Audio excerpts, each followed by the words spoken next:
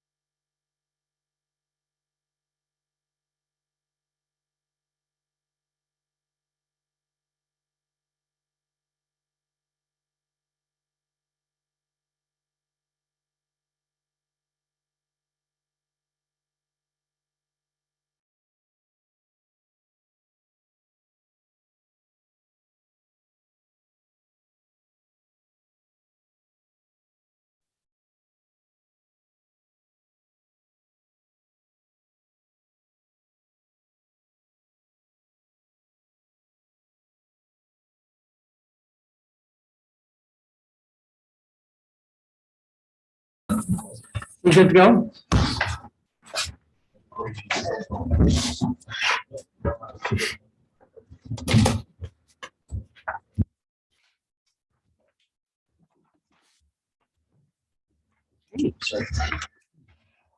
I'd like to call the meeting to order of the City of Monona Plan Commission, Monday, December 13th, 2021.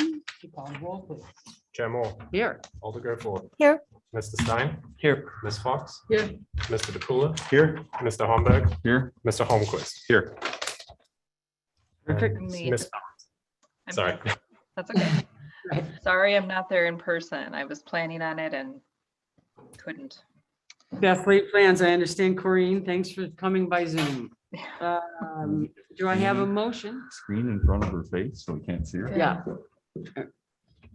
Sorry. Yep. Can I have a motion to approve the minutes of November 22, 2021?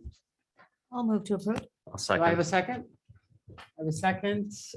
Do we have any corrections, changes, additions, Chris? On page 1, I think the public testimony was fairly important, and a couple things that aren't in there. On the second person, Ms. Linda Norsman that came. She was the first one I remember talking about the loss of incubator space, and I know that was the issue a lot of people brought up, as incubator space being lost. And the next one down, Crystal.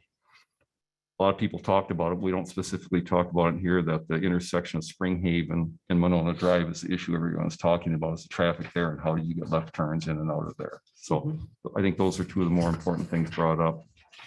And then on page 4, the second line down should be insufficient instead of sufficient. Insufficient parking, not sufficient.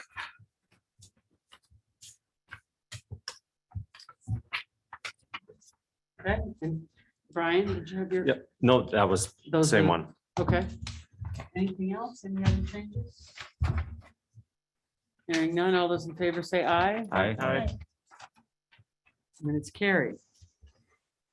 We're now to appearances. I understand we have at least one person this evening that's here, at least by Zoom, that would like to speak. For those of you that are here to appear this evening, let me start by saying that during the appearance section, this commission does not respond to questions or dive into discussion with people that are appearing. We're here to simply and wholly listen to you and everything that you have to say.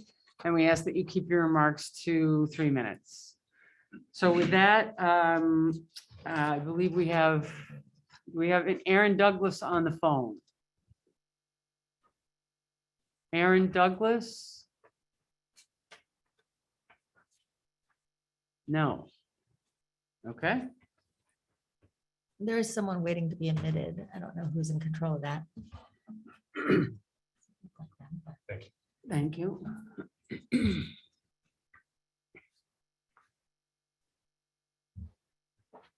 Is there an Aaron Douglas by Zoom or phone? Okay. Try back again in a minute in case he joins us. Is there anyone else by Zoom that would like to appear this evening? Hearing none. Is there anybody here this evening? If you are here to appear this evening, were there forms over by the door? There are forms over by the doors. Anybody here that's not part of the presentation this evening that's here to appear? No one. Okay. So with that, I will just read, not read in full, but for the records, let folks know the emails that were sent related to some of the proposals this evening that were sent to us. I have one from Georgia Manning, who's concerned about the traffic lights and noise and the devaluing of property that could come from living right across from, this is regarding the retail motor vehicle dealership at 915 Femright Drive. I have a Sam Scholl, who's concerned about the impact on, again, at 915 Femright Drive, the impact on the value and enjoyment of the surrounding properties, including Ender Taylor Conservation Park, Seventh-day Adventist, Monona Dog Park, Conservancy Creek Condominium, Springs of Hope Fellowship, and the cemetery. Then Alice Hanson, who also is writing related to the 915 Femright Drive proposal, concerned about the traffic and noise, the nighttime lot lighting at night, neighborhood security controls, environmental pollution, and then she wants to know what the external facade might be. Gert Water, sorry if I pronounced your name poorly. Also about the Femright Drive proposal. And again, concerned about its impact on the surrounding residential area and the churches.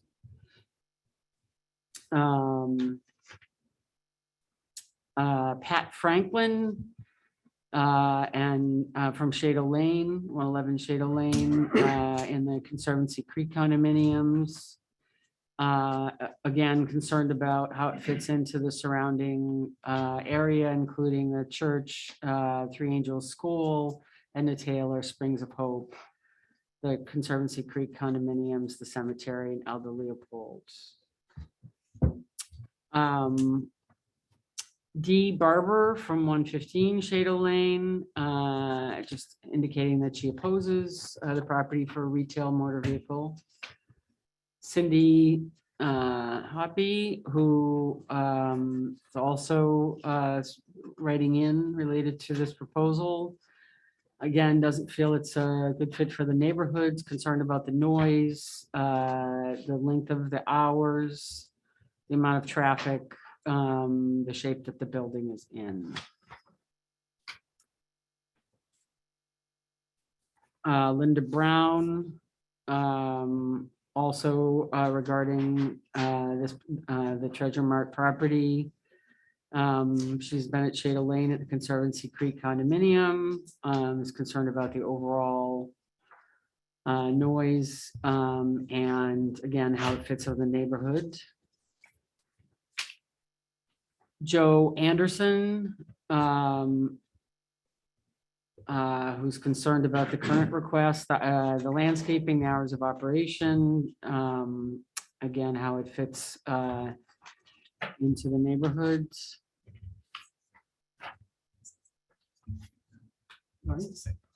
Okay, great. So those are all emails that we've received, and I know the committee received some in your packets this evening. So I'm going to go back one more time to the Zoom. and see if there's anybody here. It looks like there's somebody else that wants to be admitted into the room.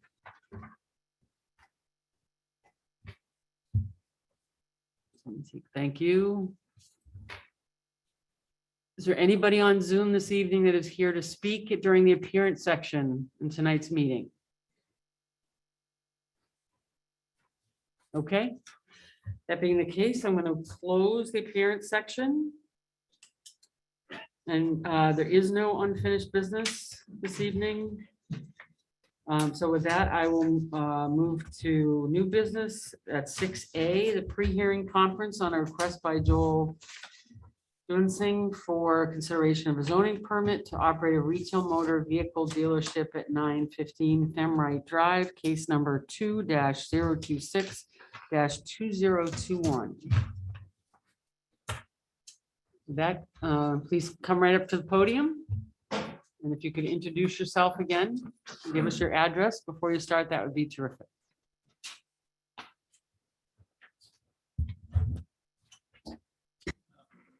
Joel, and I want the retail dealership at 915 Femright Drive. Mhm. So if you could just go ahead and explain and tell us a little bit more about your plan, your proposal. Sure, yeah. So you guys all have my information. So Monona is, I guess, underserved as far as vehicle sales. Do you guys live in Monona? Anyone here? Yeah, did you buy a car in Monona? Anybody? Nobody? So when it comes down to it, most everyone in Monona has one or more car per household, but there's 4 or 5 cars for sale at any one time. And I'm not saying I can satisfy everybody's needs or wants, but there's certainly room for, additional sales within Monona. And that, well, I guess as far as location, 915 is a perfect spot. It's off of, the main path. It's not on Monona Drive, so you can keep Monona Drive beautiful and do your thing, because to say the internet's changed car sales would be 20 years late. I think a lot of these concerns might be based in how dealerships operated in the 1970s, the signs and banners and inflatable gorilla and all that stuff. I mean, that's just not reality. The reality is, and you can probably think back to your recent car purchases. You get online, you seek out what you want, you find it at a price that's acceptable to you and the color, condition, whatever. You drive to that location, make sure the vehicles are what you were looking for, and you make your purchase. Then the number of dealerships visited per purchase is a small fraction of what it used to be. People don't drive lot to lot. They don't just waste. I mean, everybody's short on time. That's Stay just closer to the mic. So they can hear you. okay. All right. Everybody's short on time. Nobody's got time to just wander lot to lot, because the lot that you're just casually driving through might not have what you're interested in. The internet is the great equalizer. You can sit at home in your pajamas, look up exactly what you want, find out where it is, and then make your purchase. I mean, and now dealerships are delivering cars, so there's even less visits per purchase. So I understand there's, concerns. I don't know. Do you guys have questions for me? Well, we may have questions for you, but I want to give you the opportunity to present as much as you'd like about your proposal before we go to questions. Okay, I think what I'll probably do is I'll just kind of focus on some of the main concerns that crop up from the emails that came in. It looked largely that as a whole, the city of Monona doesn't seem to have a problem. It's mostly the residents who purchase condos that front Femright Drive, not so much anyone within the conservancy that's further back. Looking at the numbers of the complaints, it's all people who live on a street that's exactly across the street from commercial properties. That business, the building 915, was used previously as a retail sales business. It is commercially zoned. Next door is an auto repair business that's commercial. Next door to that is a dumpster business that's also commercial. Next door to that's Menards. I mean, it's unfortunate if they wanted a different view, but the reality is they purchased condos exactly across the street from a row of commercial buildings, and to try to prevent, I guess, business from happening there because they don't want it. I mean, it seems a little bit unreasonable. Most of the concerns were one was lighting or more. I didn't propose any changes to lighting because I don't want any changes to lighting. So the existing lighting that's on the building that's been there since 1978 or whenever it was built is fine by me. Hours and days. Again, what happens within my building? I mean, I really don't see the concern with if I'm in there doing internet business in the morning or at night or whatever time of the day, it won't be creating any concerns or issues with them. Menards is open long hours. They did shorten it up recently for the pandemic, but they were open until 10 PM every night. Well, 6 nights a week. Traffic, I can't think of any retail business that could be in that location that would generate less traffic than I will. Like I said, it's going to be a customer finds what I have, they drive to me, they buy it and they leave. I mean, if it was any other type of retail sales business, think of just how many individuals per day might stop by. If there's a coffee shop or this or that, or any kind of just regular sales. So I won't be generating the traffic that it might be imagined that it would be. Taxes and value. When it comes down to it, they're exactly across the street from a dumpster business. I can't imagine that a car dealership is going to have any, sizable impact on their property values, considering they're closer to a dumpster business than they are to me. I mean, the 915 isn't exactly across the street. I mean, if you look at the map and the information that I sent, 915 is exactly across the street from the church, which is also not residentially zoned. They're closer to a dumpster than my business. In the end, regardless of any type of retail operation, there will be cars parked there. So whether the cars are cleaned up and for sale, or the cars just drove in to be a customer, no matter what, cars will be parked there. I mean, they're gonna look at the window, there's a building, there will be cars. I mean, for the most part, I think that covers most of the concerns, or at least the common concerns throughout those emails. I think a lack of concerns citing any examples really of any fact or concerns outside of the people immediately across, well, not immediately across the street, but the people that front Femright Drive. I mean, I guess it speaks to the openness of everyone else to have this business here, other than somebody who, unfortunately, they're not happy that their view doesn't look over water or forest or whatever, and they're actually looking over Femright Drive. So anything else you would like to tell us about your proposal? I'm happy to answer any questions you guys have. Okay. Good. Thank you. Is there anyone else here to speak on this particular proposal? Okay, that being said, if you could just stay at the mic, then we will turn it over to the commission for comments, questions. Brian, would you like to start? Oh, sorry.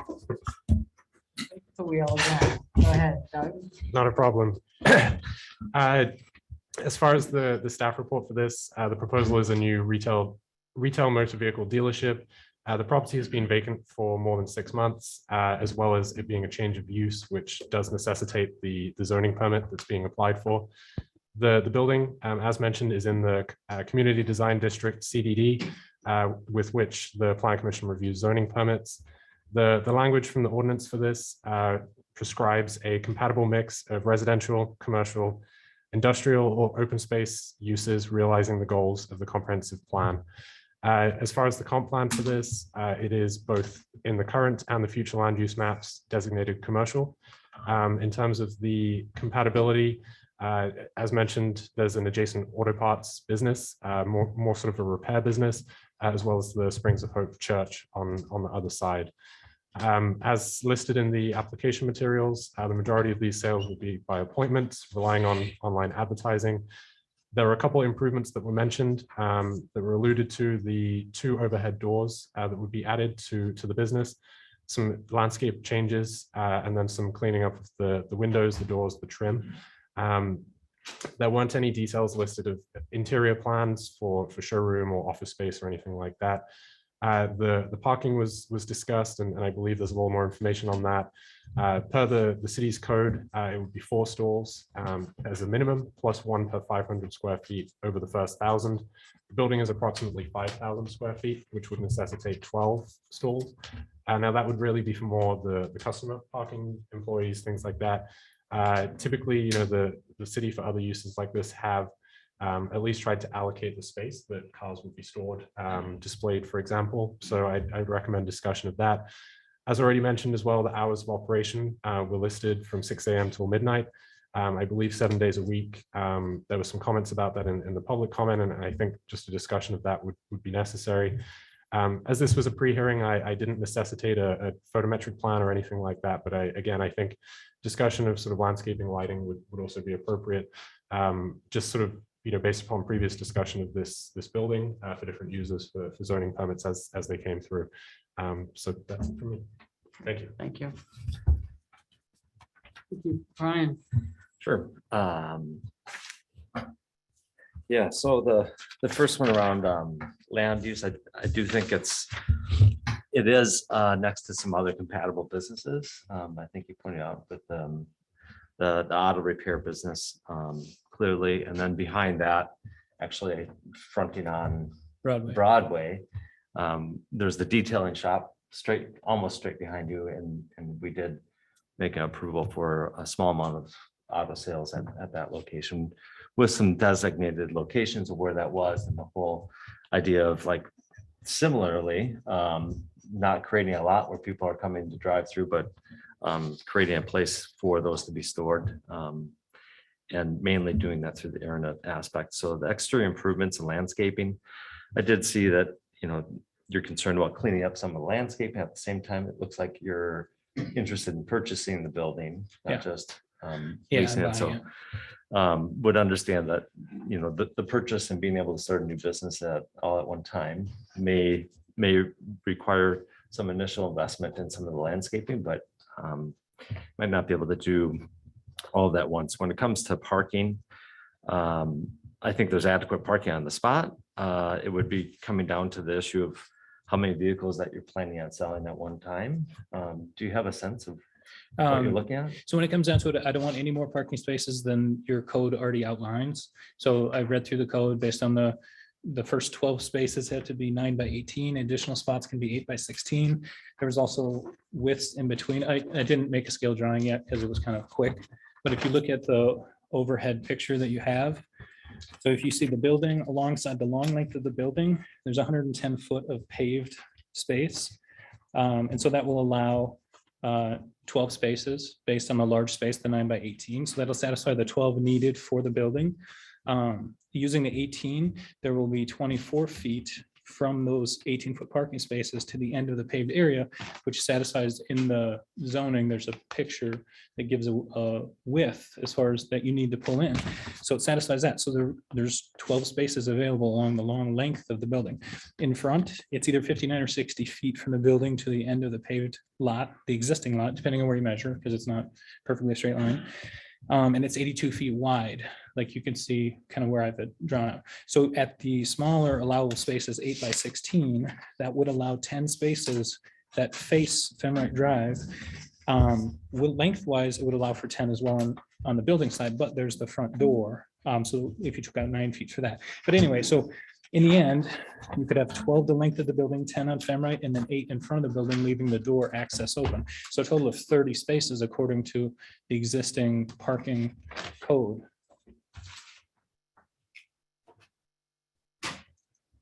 And I can make a better drawing for you. It was just I didn't have. And like the how many measurements. vehicles at one time are you anticipating having on the lot for sale? So it's hard to say. When it comes down to it, I hope to just self-fund the inventory. So initially, it's not going to be a lot. I mean, I'm here to ask for 30 spots because I don't want to come back later and be like, hey, I know you gave me 7, but now I'd like to have 12. And then next time I'd like 15 now. So when it comes down to, yeah, if I can have 30 spots, because that's what it measures out to having, that's what I'd like to have is 30 spots.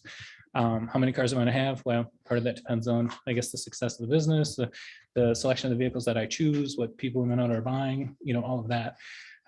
So no, there's no definite answer for you, but initially in some of my stuff, it talked about it's about a 60-day turn as far as inventory. So if I want to sell 10 cars a month, I need 20 cars on the lot.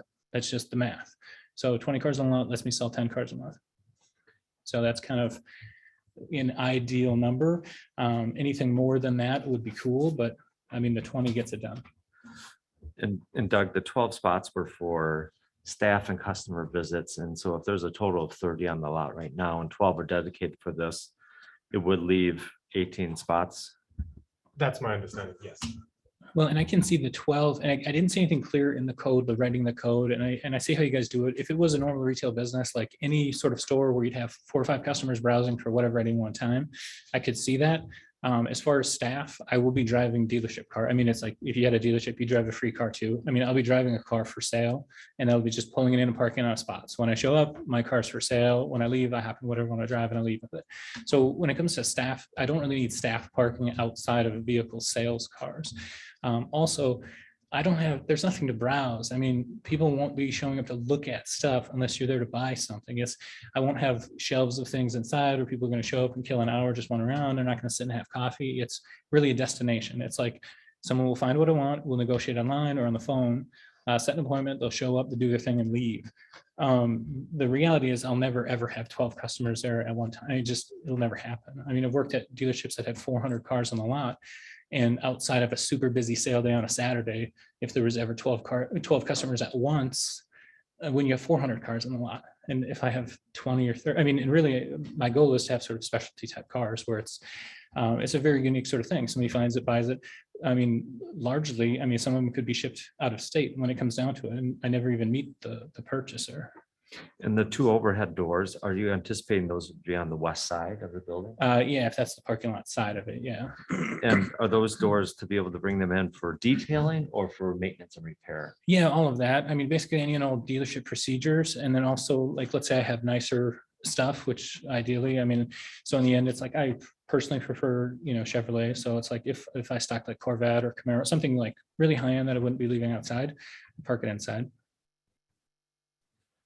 Because I think that would be one of the questions or concerns, that if this is clearly just a retail clean up the car and get repair and maintenance done elsewhere and be able to have it for sale on this lot versus the idea of actually repair and maintenance is happening here, and the various elements that would go along with that from the internal standpoint, as well as the materials and hazardness, like Sure. you've kind of indicated you're aware of those pieces.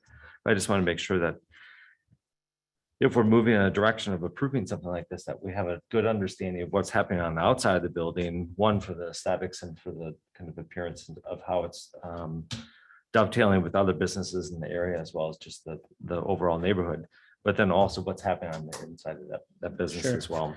Yeah, so inside, I don't plan any changes, like as far as walls or anything like that. I'll just use it as it is because it's fine. And then as far as dealership procedures, the state of Wisconsin requires a safety inspection, and then you don't sell anything dirty. So at a minimum, the vehicle gets inspected and cleaned before it's photographed and advertised for sale. Those things I would like to do. Worst case, I get super crazy busy and I'm selling tons of cars. I don't have time for any of that. I can contract out for a detail. There's one down the street. I can have the inspection done across the parking lot at the other guy. I mean, so those services wouldn't have to happen there. If I chose to do the services there, I mean, I've carried the certifications to be able to perform all of that. I was a City of Monona volunteer firefighter for over 5 years.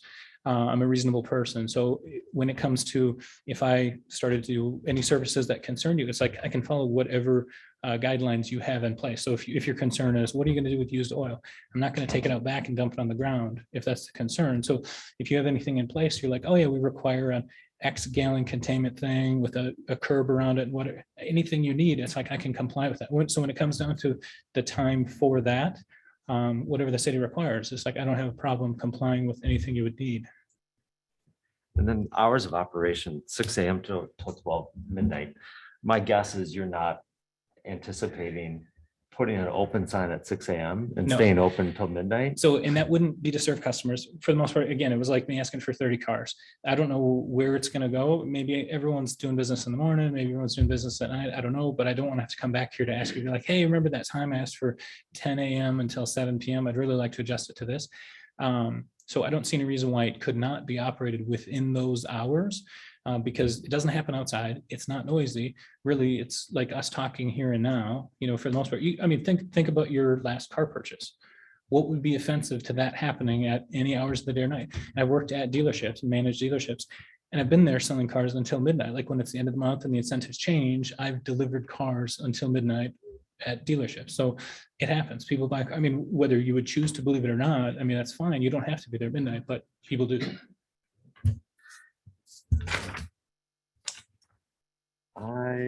Well, one other question I had, and that had to do with you paired this One, in one of the emails from the current owner of the building, they talked about a business regarding customizing cars. The proposal seems more around retail of cars, but then there's a third mention of repair of military Yeah. vehicles as a nonprofit wanting to be able to share the same space. Sure. So as far as the customizing cars, I think the building owner might be confusing, like my current day job. I work at a place where we build custom cars and the cars are extremely high value. So that's what I do by day. I think my conversation with her might have been like sort of blurred that way as far as what I do and what I want to do. As far as the vehicles that I put on the lot, if it was like a 4x4 truck and I put different wheels and tires on it, I'd absolutely do that, to make it more appealing. But when it comes to like, I guess I don't know what your perception of a customized vehicle is. If it's anything like super crazy out there, that's not my intention. It would be pretty ordinary sales, but having like nice looking stuff. Like if you look at the front lines on any dealership, it's usually the most appealing cars out front. Drive-by Shop Motors, it's a truck with the big tires. They line the front. Because that's what people, it's like, that's the draw right there. And then as far as the Humvees, like, so I enjoy cars. I mean, my whole life, that's what I do. So I purchased and restored a number of military vehicles, like retired from the US government. And every Monona Memorial Day parade since 2016, I've cleaned up and given use of my military vehicles to the VFW on Cottage Grove Road. And they put them in the parade. So if you guys have been to one and you've seen the VFW, that was mine. When it comes down to it, that costs me money. It's my truck, my fuel, my insurance, my everything. So I was thinking if there was a means of being able to like extend the usage to like, especially to vets, because even like, so I wasn't in the military, so I don't drive it in the parade because I wouldn't want anyone to assume that I was military and be like, oh yeah, thank you for service, because I didn't. I own the truck. I let a vet drive it. And then afterwards, it's actually a local guy in Monona. And then I give it to him and he drives it for like a couple of days afterwards, takes the kids out, go to school, whatever. It'd be cool to be able to extend that aspect of things. But it's like, if I could do that in sort of a nonprofit type business, if I could, somehow raise enough money to cover fuel and insurance, I mean, that'd be pretty cool because then I could let the trucks out more to more people. And storage of vehicles that wouldn't be for sale, are you also anticipating using this as a location for storage of some of the military vehicles, or are those stored elsewhere? They're at my house. I just sold one of them. So I've only got one currently. We personally use it and drive it around. I mean, you've probably seen it around Monona, but yeah, so I would definitely be personally using it. But yeah, when it comes to that, sure, if I expanded and had, 2 or 3 of them or something, one could stay there. And that was more or less like, hey, we're here now, I paid the fee, I filled out the application. I was hoping to kind of get that included in there. That's not, the primary goal, but it's like, yeah, if I could do something, it involves the community, helps people and whatever. I mean, I enjoy it. I would like to, but if you say no, that's fine.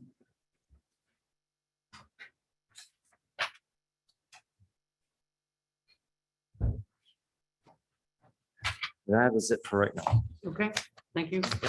I'm going boy, girl tonight. Susan. Okay.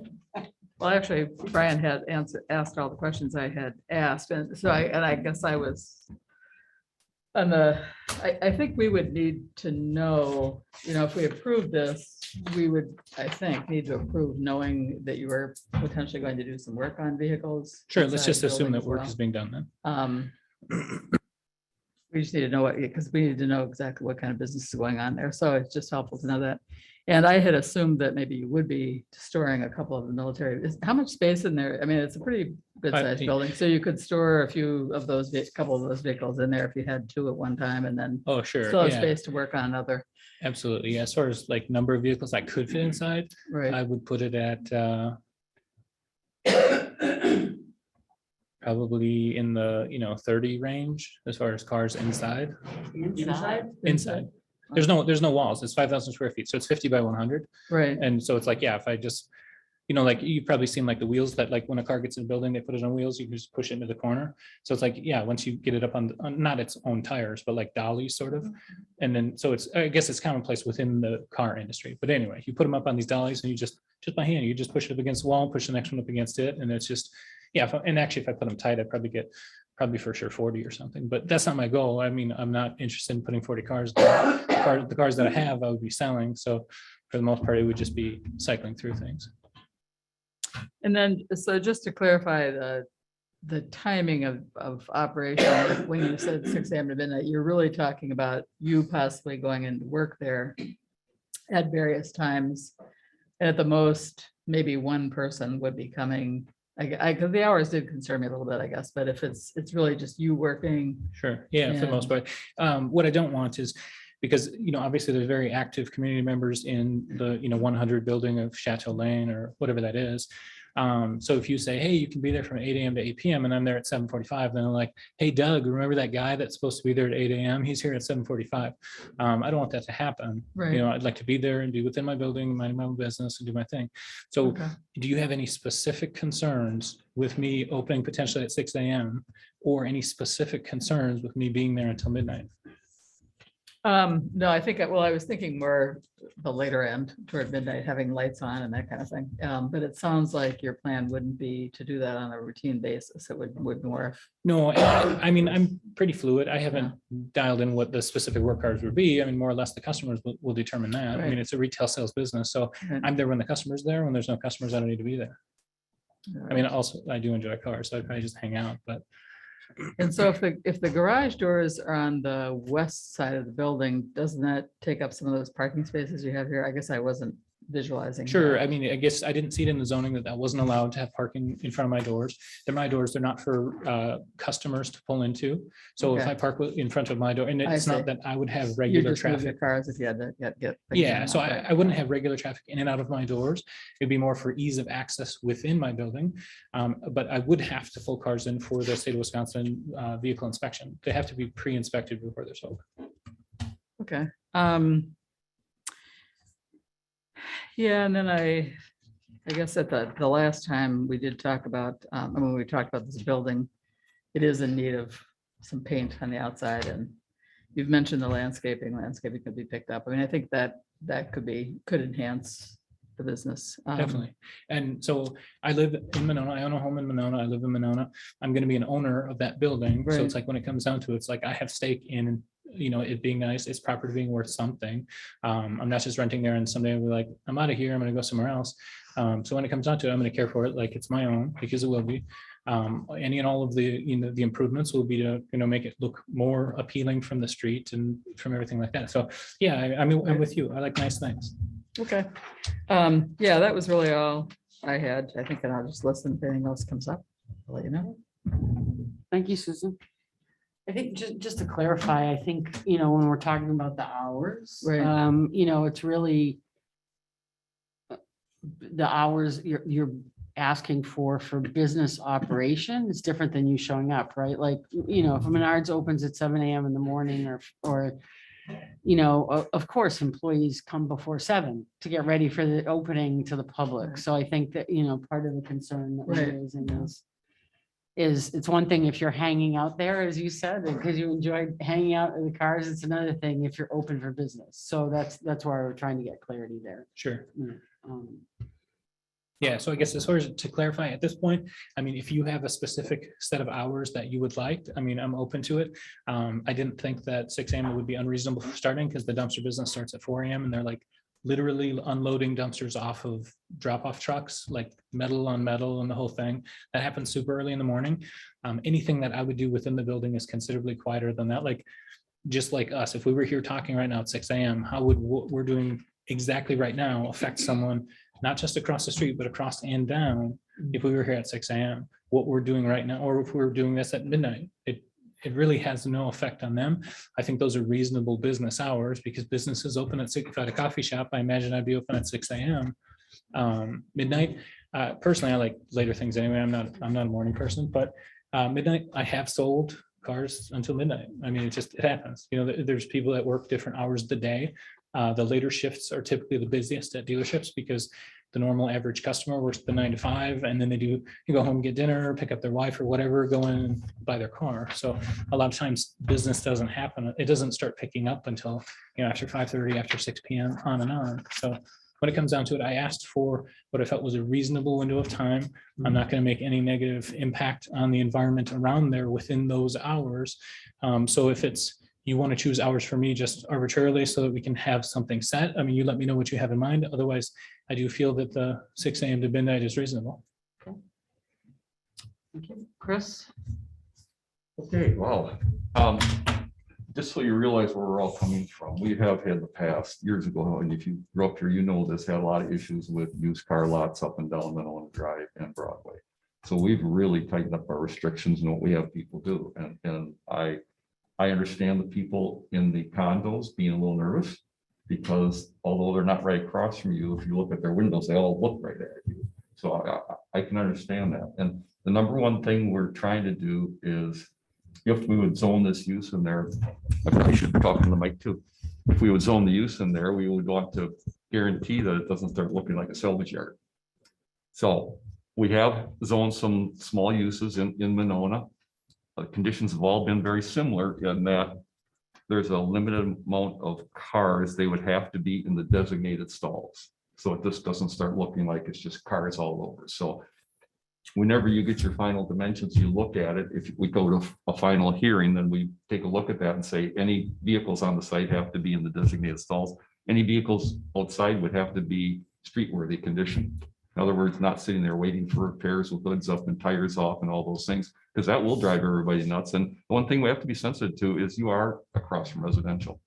I understand that they built across from these other uses, but they bought that residence knowing that. And now that they live there, they have a stake in what happens in the neighborhood.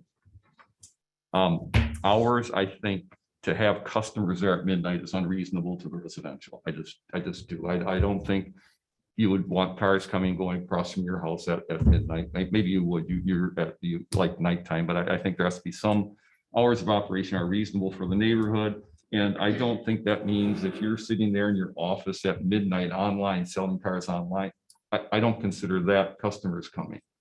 But generally in Monona, we start with our hours at 7 instead of 6. In fact, we have a noise ordinance. I know I can't start a piece of equipment before 7 a.m. It's against the ordinance when I do any work here. I don't know about the dumpster guys. If somebody were to complain, then they could be shut down from doing that at 4 a.m. But regular time in Monona for starting is around 7. And I would think a reasonable time to end for the residential area, see what everybody thinks, 9, 10 p.m., something like that, but certainly not midnight. So I think we need to talk about and see what comes back for a reasonable. Sure. And then one thing quick regarding Sure. the time. So I understand that, yeah, they own residential property there within a commercial area. So regarding, like, let's say I had a hypothetical customer that wanted to come to my location at 11:45 to look at a car, buy it, whatever. How would that vary from someone coming home to their apartment within that complex and annoying their neighbor? So there's not rules within their condo saying, No. don't drive into your parking lot after 11 because it could annoy someone whose apartment faces the street. Streets get used. I've been there in the evening and there was a car alarm going off just unattended at Shadow Lane in there. Noise happens. I mean, it's a city. So when it comes down to it, one car driving in my parking lot at night, I guess I don't see that as being. Femright Drive has traffic. I mean, whether you want to admit it or not, there's traffic that drives by Femright Drive. Stoughton Road, Broadway, and the Beltline are all within earshot. I mean, people use Femright somewhat as a cutoff, I guess. So I'm not going to make any large impact to the traffic. I think setting and just sort of like choosing a common business hour to close isn't really with. Staying with the times of how people conduct business. Once upon a time, yes, you were 100% correct. People don't do business the same way they did. Even most recently within the pandemic, everything has changed. So could we cling to the old ways? Yeah, definitely we could, but we can also embrace what's going on currently, and that's people are buying things online and then they want it on their time. So when somebody wants something, I mean, you get online, you buy it, and you have it delivered.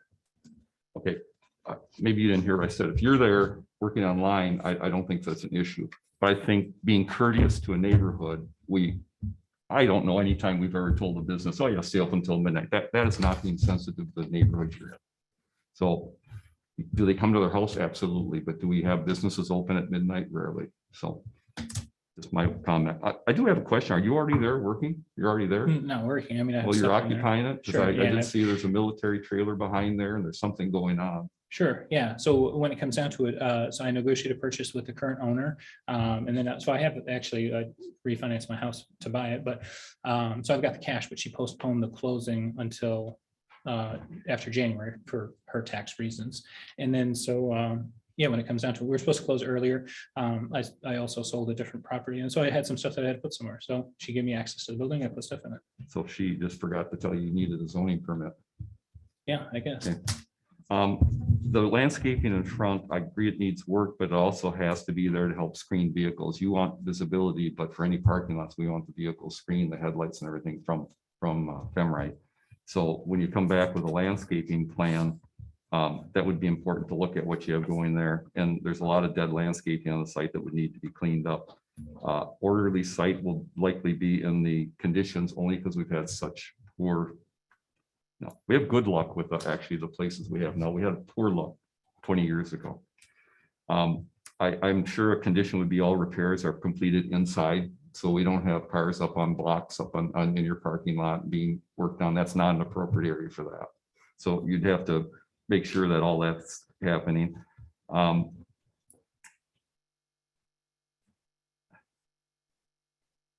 I can't read my own writing. Oh, your neighbor, that's a automotive services, something automotive services. When they got their permit to go there, they had to go back where they're at. So all the cars are screened and none of the cars that they're repairing on or actively working on can be seen from Femrite. So that's consistent with what we'd be asking here, is to not have cars being worked on or repaired out in view of the road. Landscaping, hours of operation, advertising on used car lots. We don't allow banners and flippers and flyers and That's such big a thing. things on the antennas. There's some things that you're required to put on the car. You have to have a window sticker by state Disclosure, law. yeah. Yep. So there's a couple things like that you have to have, but we limit it to that. So the conditions would limit it to something like that. So it's not those floppy things or anything else. 7 days a week, you said you're going to operate. I thought it was illegal to sell cars on Sunday in Wisconsin. Yeah, so I'll be there doing work. So when it comes down to it, I can inspect, I can clean, I can take pictures, I can create ads, I can put ads on my. It'd all be going on inside. There wouldn't be customers coming and going on a Sunday. I don't think And so, that's. so I can't stop someone from driving into the parking lot without my permission. But yeah, as far as there's no vehicle sales, it's a blue law in the state of Wisconsin. There's Right. no vehicle sales in Wisconsin on Sunday. But as far as work being done, yeah, absolutely. Everything else can be done. Okay. We would look for some type of schedule for facade improvements. That is not the most attractive property. I think that's being kind. It Sure. needs some work. And as Brian was mentioning, I'm sorry. As Brian was mentioning, it's a lot to buy a building, take it on, start a business, and we understand that. But what we've done in the past is come in and have a schedule. Okay, I'm going to do this landscape work right away.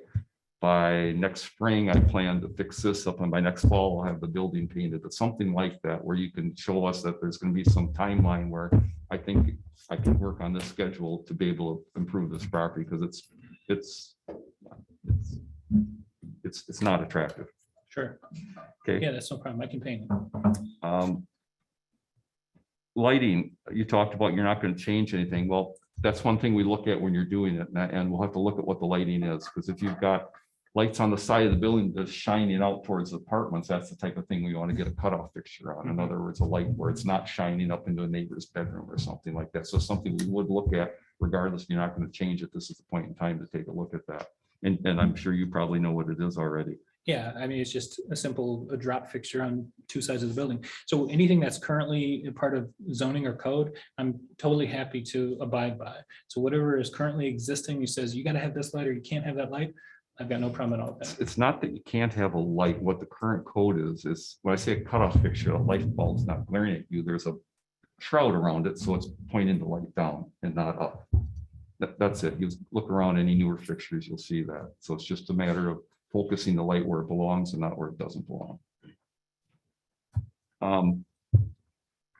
The one thing when I'm talking about all this is our code does call for compatible use within this mixed use neighborhood, which means we need to be compatible with the residential. That's why I'm saying some things where you might think, well, you know, we haven't done other places, but it hasn't been right across from residential. And they look right at you. So that's why we're being pretty sensitive to I it. guess I can't control where they look. They could equally look at the dumpsters or Menards. But when it we comes down take to that it. into account. We take that into account. If you're in a residential neighborhood, we take into account that you're compatible with the residential neighborhood. That is part of what we have to do. It's different than if you're across from another commercial use. It just is. And then again, your military vehicles, again, though, I think it's awesome you do this for everybody, but they're going to have some plan on how and where they park and within these designated areas. The whole key is to not get it looking like it's just a salvage yard. Sure. I mean, that aspect of it, that's out of the goodness of my heart. That doesn't even have to happen. If you don't want it to Understood. happen, we'll take it away. Understood. I think it's great that you do it, but a lot of that work you may end up be doing inside too, and inside is inside. Nobody will see it. So those would be my comments. What I'm saying is, I think it's possible to do this, but I think we have to be sensitive to the residential area because of it. And we had how many, 7, 8, 9 letters, and that for us, that's a lot. I understand it's all people right across How the many of road. those people also sent letters for the Canine Aquatic Center? Quite a few. Okay. And And if there was a previous, were there any previous for 915 prior to the Canine Aquatic? No. All right. So what are the likelihood of those 7, 8, 9 people for the very? I'm next sorry, I'm one? just gonna shut down. This isn't a debate. I'm just telling you where we're at and what I'm thinking. And this isn't the debate here. It's if you want information from us, here we are. We'll give it to you. Okay. Sure. Yeah, I was just asking a question. Thank you, Chris. Corinne?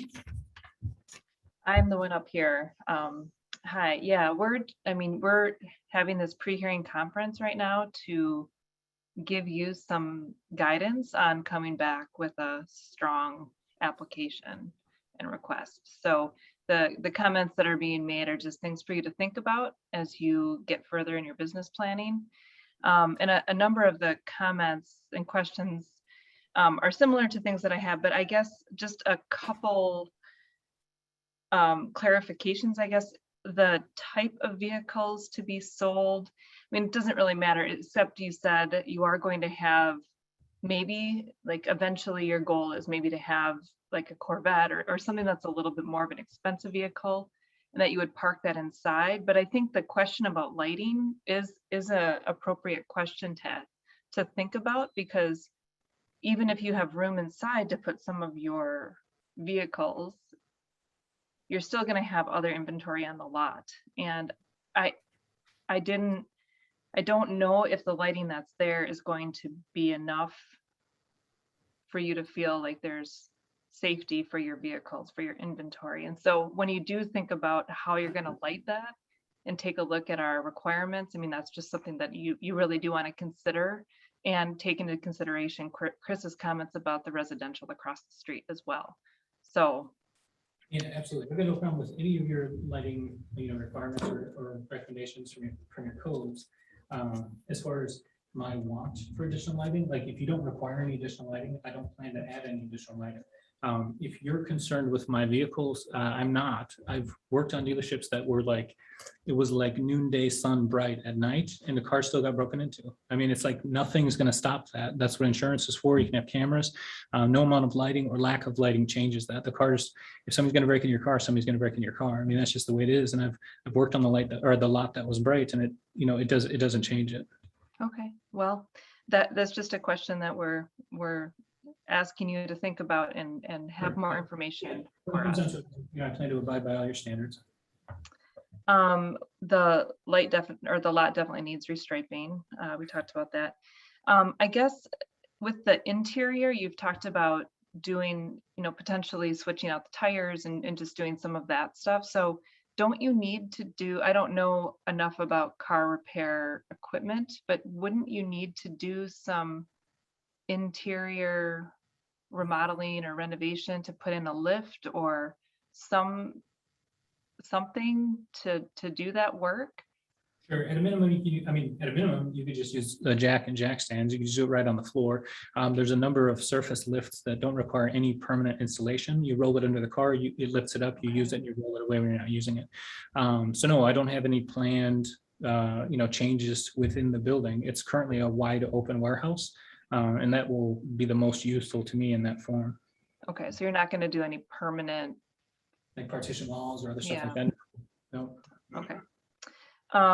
And then in thinking about the hours, I don't know if this is something that we've done before for others on the commission, but I mean, what if there were hours of operation, but it could be or by appointment. So the hours of operation could be 7 to 8 or by appointment. And then that would be an opportunity for someone who does work a different shift to give Joel a call or send him a note and just say, let's meet at 10:30 or whatever time it is. I don't know Yeah. if that's something that we've done before, if that would be acceptable. That's totally fine. That's a creative like sort of solution to it. As long as, and the reason I gave you 6 a.m. to midnight, I don't realistically plan to be there from 6 a.m. to midnight, but I don't know what the sort of most productive hours will be there yet. It really is determined by the customers. So yeah, if it's a set number of hours or by appointment, as long as Doug doesn't get emails because, oh yeah, they said 7 a.m. to 8 p.m. and he was there at 6:45 or he was there at 8:15.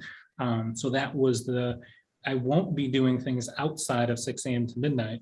But so if you're cool with hours at a set time or by appointment outside of those, and it doesn't flood Doug's email with concerns, it's totally fine with me. I have no problem with that whatsoever. I guess I'd be interested in other commissioners' thoughts on that, but that's all of my comments. Thank you, Corinne. Patrick? Yes, so I agree with all the other commissioners that have spoken so far, all really good points. I think there's a lot of good guidance here. I think that looking at the property, I think the more effort you put into landscaping, the better it's going to be for the neighborhood and probably the sentiment in the neighborhood. So it's something that you might really want to take a hard look at before coming back, and have that be part of your plan. Like Chris mentioned, facade improvement is definitely going to come into play here because the building itself doesn't look the greatest, as was already mentioned. And I think that will also help. Narrowing down, like Corinne mentioned regarding the hours of operation, maybe you write the hours for sales. Sales are between 8 and whatever, but then there's obviously there's flexibility for you to go in and work whenever, as long as it's not disturbing anyone, Yeah, so like any other business. Yeah, the one thing I would have to check with is how the state of Wisconsin requires my hours posted. So like, I don't know that I can be purely by appointment basis.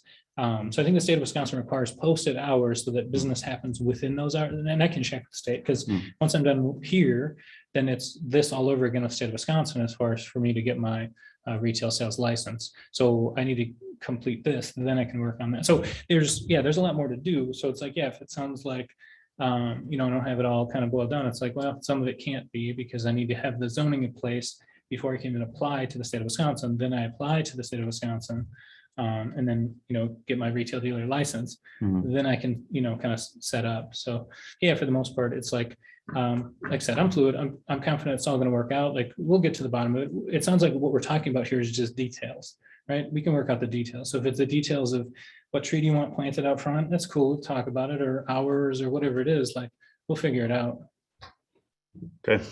And then lighting too, like we mentioned lighting, Chris mentioned lighting, and you mentioned not being all that keen about lighting, basically because insurance is there, whatever, but Yeah, it's also, it doesn't change. it's also a community issue too. You want lighting for security because, it kind of helps the neighborhood as well, right? And because having those dark spaces with vehicles becomes a target. So I would implore you to reconsider that just a little bit and how that security lighting would be, but also keep in mind that the standards would be like others mentioned, not directly aimed at other locations, or you can have the color temperature of the lights be warm, that sort of thing. But I really think it goes down to if it's an improved space and there's not a lot of things hanging out on the lot besides those cars, I think it becomes a lot more palatable to the neighborhood as well. Sure. Yeah. And so when it comes to lighting, I don't personally need or want any additional, but I thought that asking for less additional lighting would be more acceptable to the neighbors than asking for more additional lighting. So when it comes down to it, it was like, yeah, if their concerns are with lighting, it sounds like they don't want light shining in their eyes. That's cool. Like, I don't like light shining in my eyes either. So if the current lights that have been there for 40 years or something have been acceptable, they can continue to be acceptable. But if, as soon as I change something, then it's like, oh, is that 3 candle lumens per hour at the property, whatever the, like the legal limits are.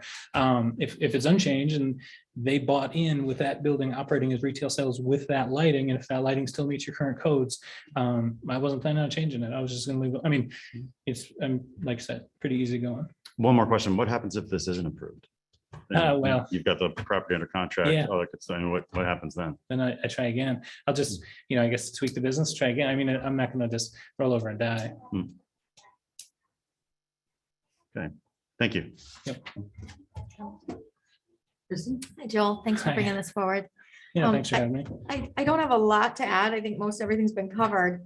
I was gonna say though, I think if someone's coming to buy a car, they are gonna need to see pretty well, as far as lighting goes. You Sure. need to, because I know, at least that's how I do it.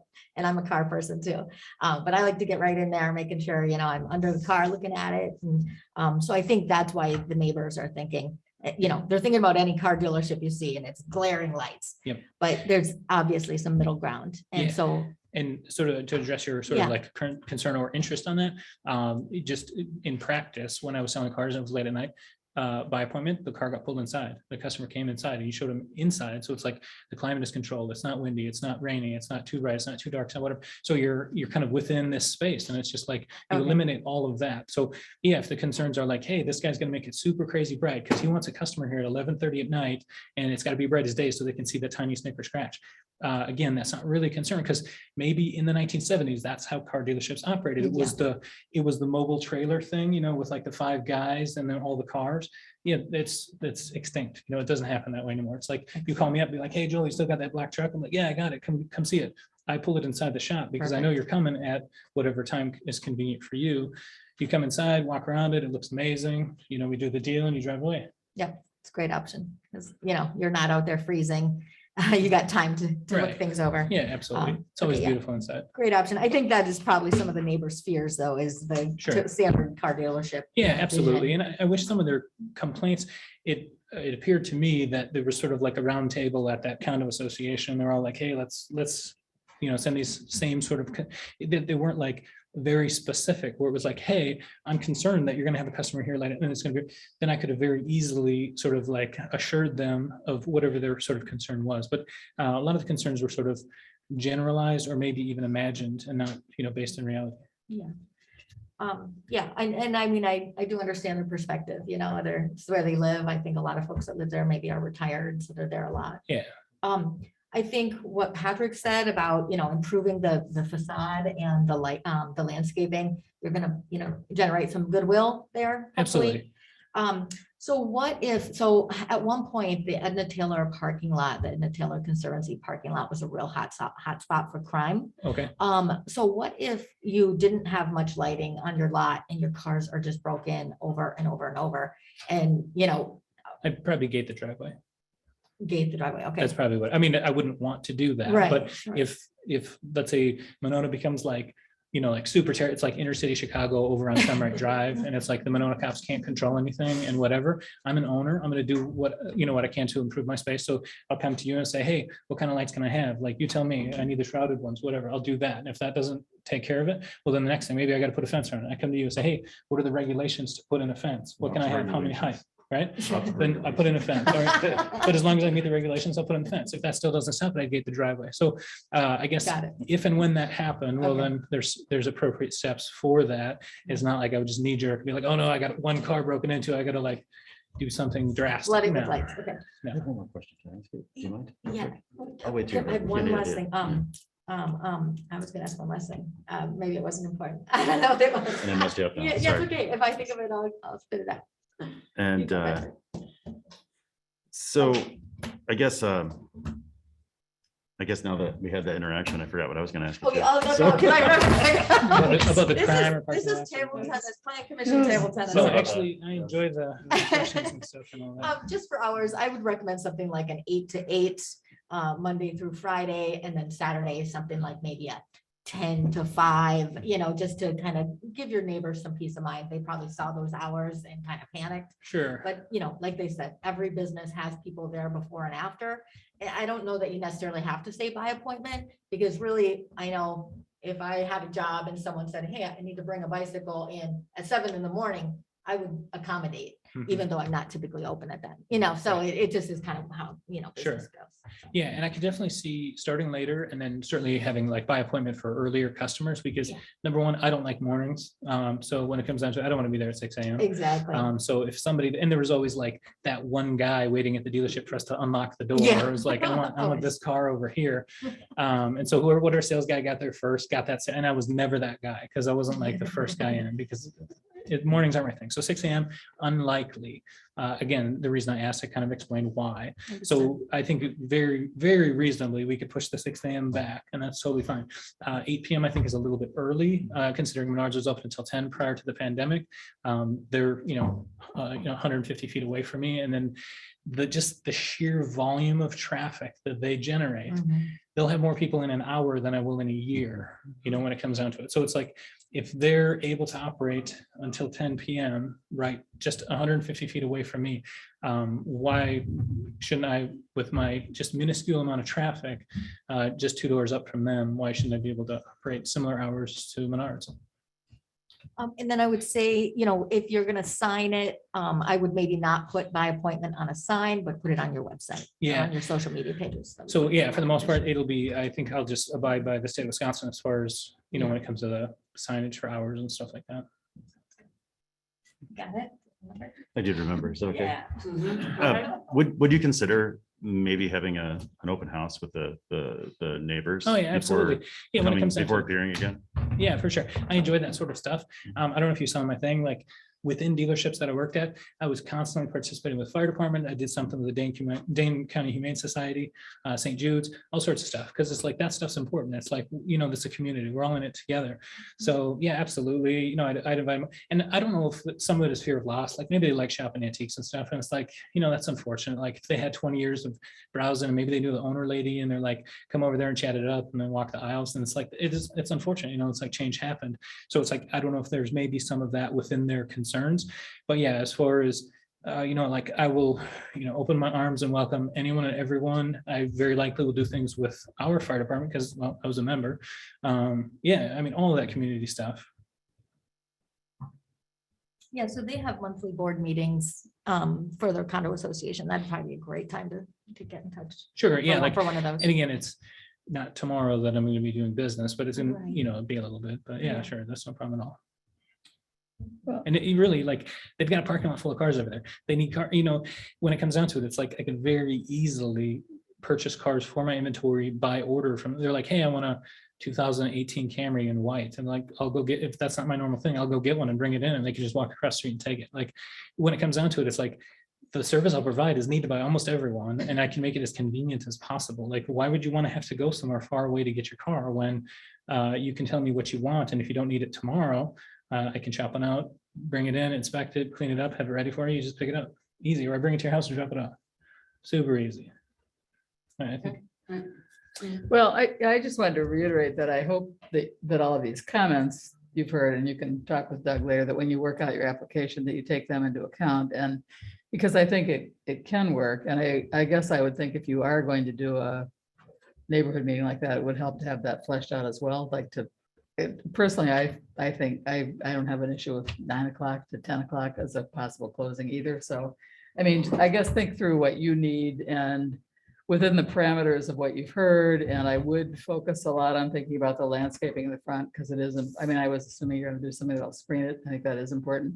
But have all that laid out so that if you do have a meeting like Chrissy just suggested, that you can kind of lay it out that way for them Sure. so that it's more clear. Because it's been helpful to me to hear all these clarifying comments tonight. And the So questions. do you feel there's anything that's been, untouched at this point? Like any Rob's concerns or been questions? untouched. Yeah. Yeah. What do you got? What do you got Yeah. for me? Yeah, and Rob has been in touch, Oh, but that's it- right. and I just want to follow up with what Susan said, and then I'm gonna go to Rob.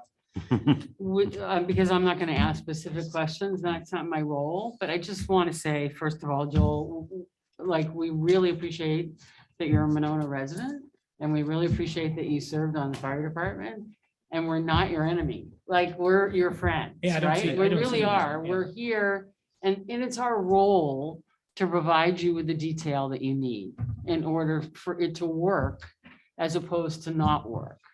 So, and it's also our role to listen to the rest of the community when they have concerns.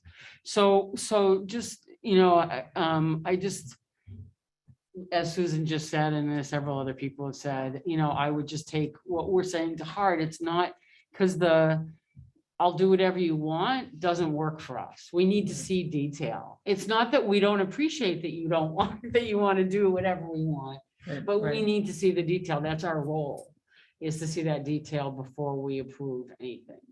So, and it's not because we're trying to give you a hard time. Sure. And You know. I guess, oh, sorry. You go Yeah. ahead.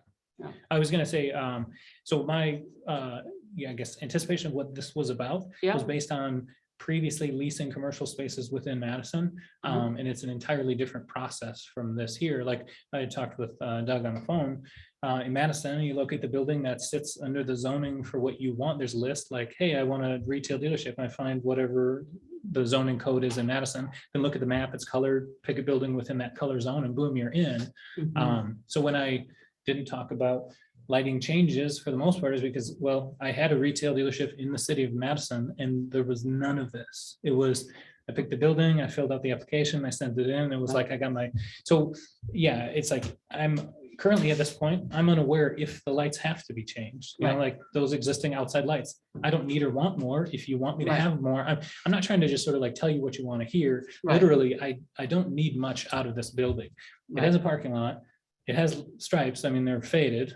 It has lights outside. Right. I mean, it's like for the most part, I can turn on the lights and park some cars and go to town. But if you're telling me specifically that you need something different, the only reason I would tell you that like, yeah, I'll do whatever you buy by is because I don't actually know what you want. So if you say you need 4 lights on the outside of that building and I have 2, then great. Like I'll find out what 2 I need and I'll put them on there. But so for the most part, it was my previous understanding of, hey, I filled out an application before and I got approved for my business because the building was in the zoning and everything was cool. And it was just, Right. and I did it twice in Madison. And it was just like, my experience from the city of Madison to the city of Monona has been vastly different, like just. I Sure. mean, it's hugely Some of us different. might argue that's why we all love Monona.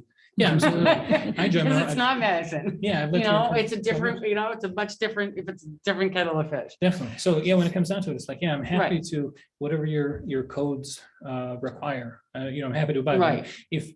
If there's things that I don't know or I'm not including on there, it's not like I'm intentionally attempting to leave them out to trick you or Understood. fool you. It's And that's more or why we're less- saying, we Yeah. hope that you're listening to us tonight because we have told you several things like fixing up the building, landscaping, parking, you know, what's gonna go on the inside, and we're gonna need to see the detail the Yeah. next time around, is all I'm saying. So then, like, when you say, like, Um, see from where from what I submitted to what you want, what is, like, specifically, what is it missing? Like, do you want the name of a bush that I'm gonna put in the front yard? Like, if I pull those bushes out? Doug will work with you on that, and I'm Okay. just saying, again, I'm hopeful, and we've recorded this tonight. So you'll be able to play back whatever, the feedback that people are giving to you. And I want to go to Rob, but I just wanted you to know, we're here to help you succeed, not to give you a hard time. And it's our role to be looking at those details, and we're gonna want to see those details in a public hearing, and when you come actually for the permit. So, you know, and Doug has all the information he needs to help you get there, but that's the whole reason why we have the pre-hearing, is to provide this kind of feedback to you. Thanks, Rob. I don't have anything to say.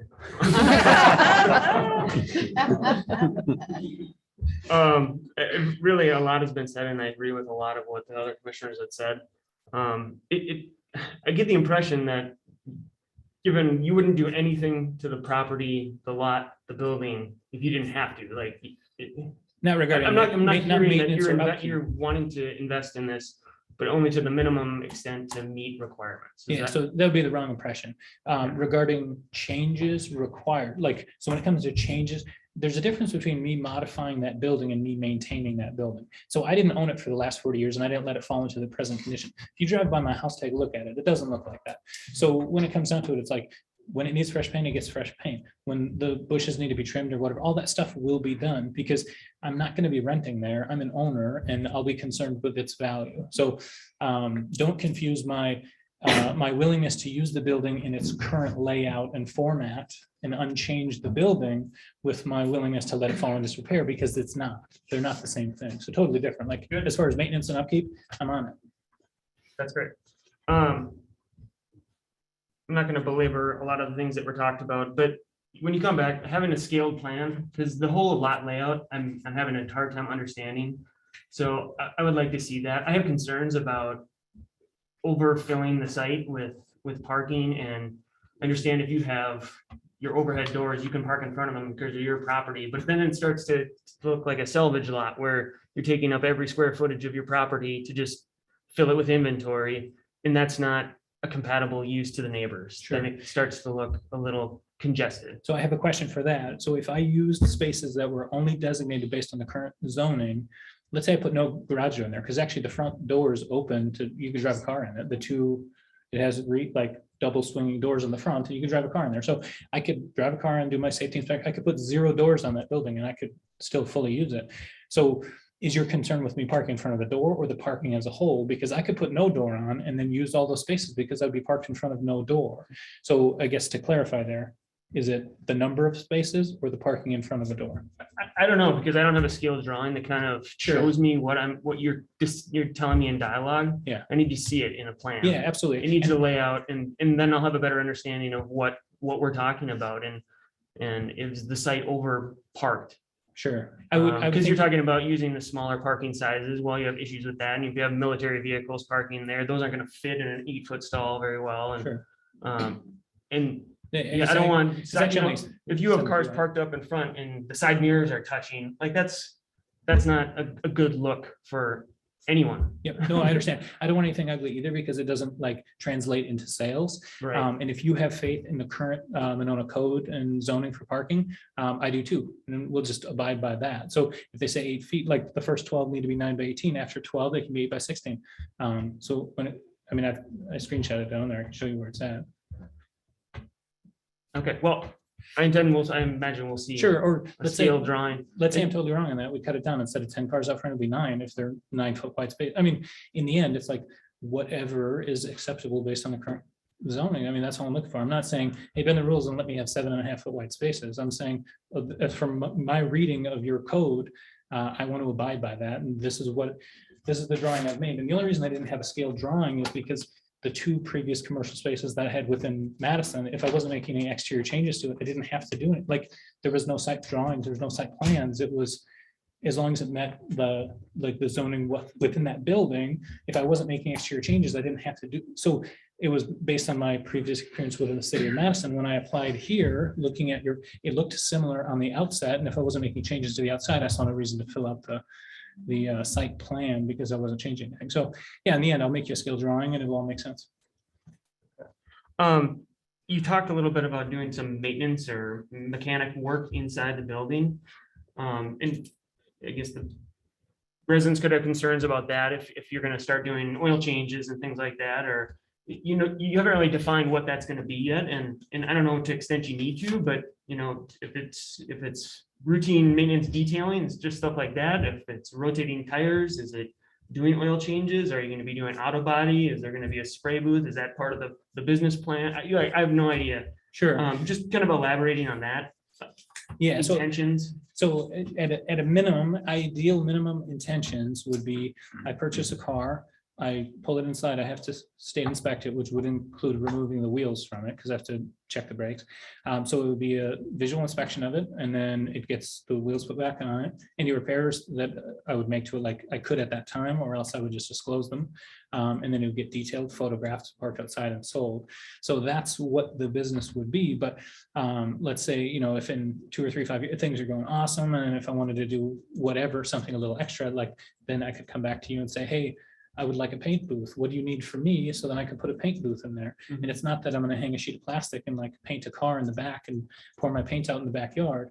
I have 2021 iCar Platinum certification. So when it comes down to it, it's like I'm fully experienced in all aspects of this dealership operation.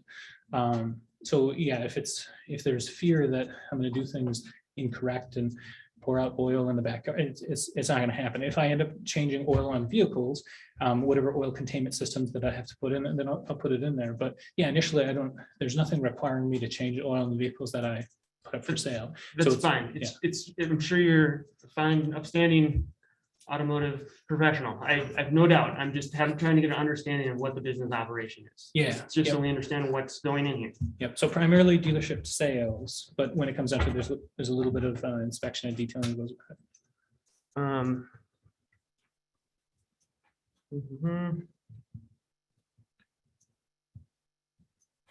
I think I'm good for now. Anything else? Chris? Couple follow-ups. I'm gonna just beat your lighting into the ground just a little bit more, still sticking up just a little bit. The way it works in Monona, when you come in for a new zoning permit, that's the time you bring the site up to current standards, okay? And our standards do include, if you're going to be open at 8, 9 o'clock at night when it's dark, to have adequate safety for customers that are coming.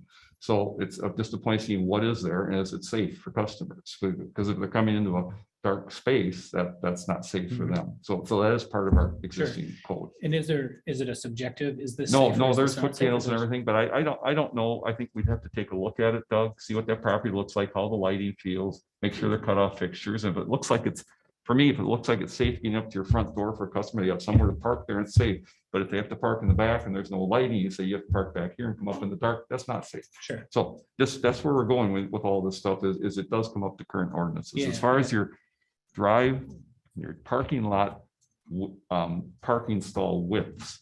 I've never heard of that 12 and then after that you can go narrower. And I've been here 30 Well, years. it wasn't about the 12. It was based on this usage. This building size and usage required 12. It was the first 4 and then 1 for every additional 500 square feet. So it came to 12 total for this building and use. It's not like, hey, minimum business has 12 and then they go from there. So based on this use of this size of building, it needed 12 standard size parking spaces after that. And I screenshotted it. It's in the parking I code. understand that. Let me finish. You're still proposing stalls. Our ordinance has for stall widths, it's based on the drive aisle width.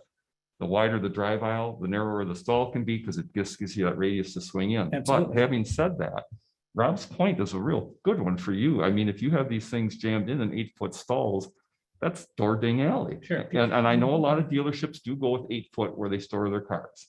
And that certainly you could come back here and say, this is not going to be for the general public, although Correct. I will say you're going to need to have a couple stalls up by the front door for the general public to come. Yep, You they can't will. expect the public to come and park in the way back and walk around there, and that's not reasonable. So you got to think about that a little bit, at Sure. least have a few stalls up front. You can tell your employees, you can park in the back, but there's got to be somewhere for somebody to come up. And then that will help you with your lighting, because then they're in a well-lit area to get into the front door. No problem. But that's how our ordinance works. And we're very careful about this, because no matter how great you are at running this, once we zone this use in there, somebody else can come in under that same permit and start using it. So I think we have to be careful. We can't do it based on, we have all the confidence in the world in you. We have to do it based on, here's our parameters and here's how we're going to control, and this is what's going to happen in this building. So that's why all these questions are being asked. Sure.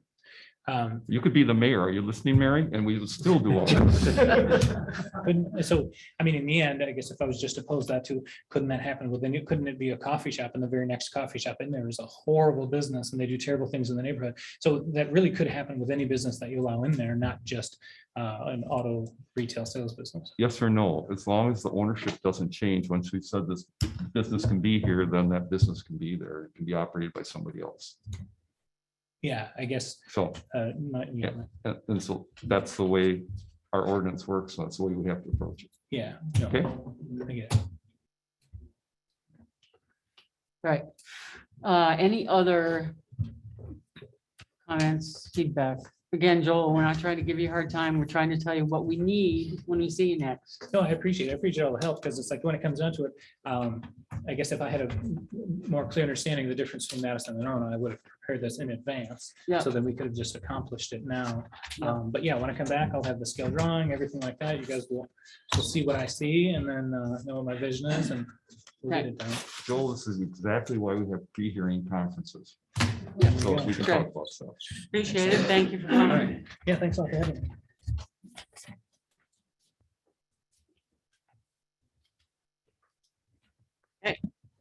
Takes us to 6B, pre-hearing conference on the Realty Company on the request of consideration of a general development plan, GDP, and precise implementation plan, PIP, for the site located approximately 112-208 Owen Road for mixed-use development, case number 2-027-2021. Welcome.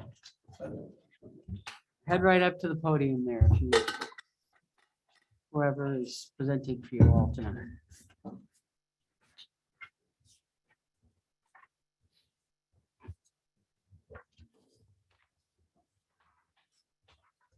I'm Bert Slendy, and I'm here representing our development team.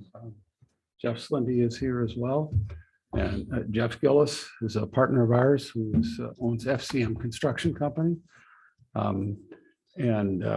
We have Kevin Burrow here, who's an architect with KBA and Associates. And I believe via Zoom, we have Andy Messman and Brian Arcan with Snyder and Associates, which are engineers. And we have contemplated this property for quite a considerable amount of time. Chiefers, it's probably a solid year and a half or so. And we have considered a number of different uses, and unfortunately, the pandemic closed Village Lanes. That made the business just unsustainable to continue. And we've been in conversation with Kevin and the ownership group and just have tried on a number of different ideas, ranging from additional senior housing to high-end market rate housing to lower income housing. We've evaluated a number of options. In the process of this, we hired Pete Megenberg to do an assessment and a study for us. We've met Pete in Schwabenon. He did a study on housing and demand and just tried to untangle the web of what's there. And we were really impressed with his knowledge and expertise, and found out that he has done hundreds and hundreds of studies for municipalities and developers, builders, investors. And so we asked him to take a real good hard look at Monona, and he gave us some direction and thoughts. So we've come out and we asked Kevin to implement these ideas to a plan. And so in your packets, I know you have our synopsis of what we're looking to do, and we're looking to do a blend of market rate housing and what we've discovered as workforce housing. We're very excited about this, and we're very enthused with the design that Kevin has come forward with his team. And we also, in the process of all of this, I don't know if it's just because we're Monona residents and have been for a long time, we said, maybe we ought to be looking at the strip center adjacent to Village as well. Perhaps it would make sense to do something really cohesive, really nice, and something that would have great durability and improvement to the area and community. And so we also entered in and purchased the strip center adjacent where the post office is. And we also looked at that post office and said, gee whiz, you know, we really should keep that and ask them if they would consider being a part of whatever we might do. And they were very receptive to potentially relocating. And we asked Kevin to not design around it, but design around it and make sure that it worked and that it had sustaining abilities to just really be a presence as a post office. Right now, I'm sure you'll agree, it's not in the best location, repair, et cetera, et cetera. I think it's pretty dysfunctional, but nonetheless, that's our post office. So we continue to do that. And so I'm going to turn this over to Kevin to discuss the site plan, the building, the elevations, and any architectural type questions that you have. Feel free to direct them to Kevin. Any construction related questions you have, feel free to direct them to Jeff Gillis. Jeff is, well, we're moving on close to 200 apartments in our Schwabenon development. And Jeff is a partner with us there and has done an outstanding job in terms of quality and performance. And Jeff will be a partner with us here too. And we also want to make it very clear that this is something that we look at, that we can expect to own and operate for the considerable future. It's not something we're looking to develop and sell it and move on. It's something we want to own and operate. So we asked Kevin to take all of those considerations in, and particularly the neighboring properties. That's something that would fit and something that would be attractive and that would really suit and fit the marketplace. So Kevin is going to talk to you about our design work and market questions. Pete can address his overview and what he sees, and will be available for questions. Thank you, Bert. Jeff, I'm assuming you're gonna want to share your screen? Yes. Yeah, okay. This is Kevin. Kevin, sorry. That's all.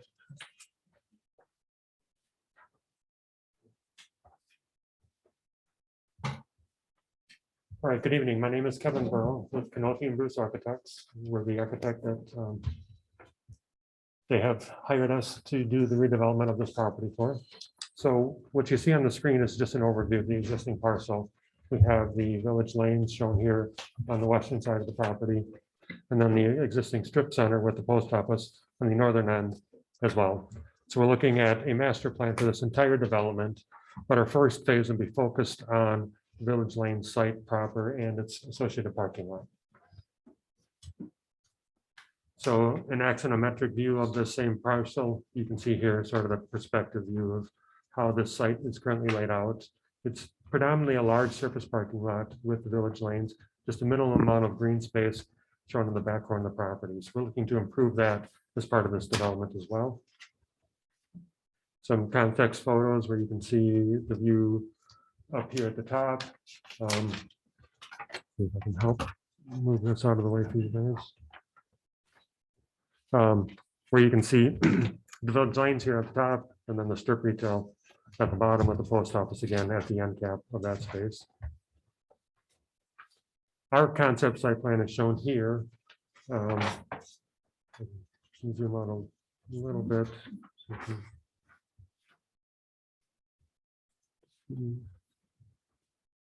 There we go. So what we've done is colored in the new development. So the existing village lanes would have been shown here up at the top of the screen. And then what we're looking at doing is a 4-story mixed-use building centered on this private drive or sort of streetscape that we're trying to focus to the middle of the site. These buildings have been specifically laid out to be as neighbor-friendly as we can with regards to how we're placing the buildings in relationship to the adjacent neighbors versus the environment that we want to create. So we've got this main drive coming in off of Owen Road here, which would be focused in on all the main traffic. We've got visitor parking along the side and also access to surface parking behind the building. Each building does have its own underground parking level as well, which is accessed off of the front of the street along Owen Road, coming into underground under both buildings.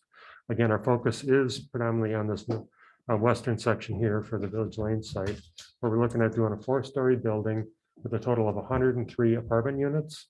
Commercial space located all along the front area in more than 3,000 square feet. And then we're also looking to do underground parking, which is expanded underneath more than just the footprint of the building, so we can accommodate 100 parking stalls under the building as well.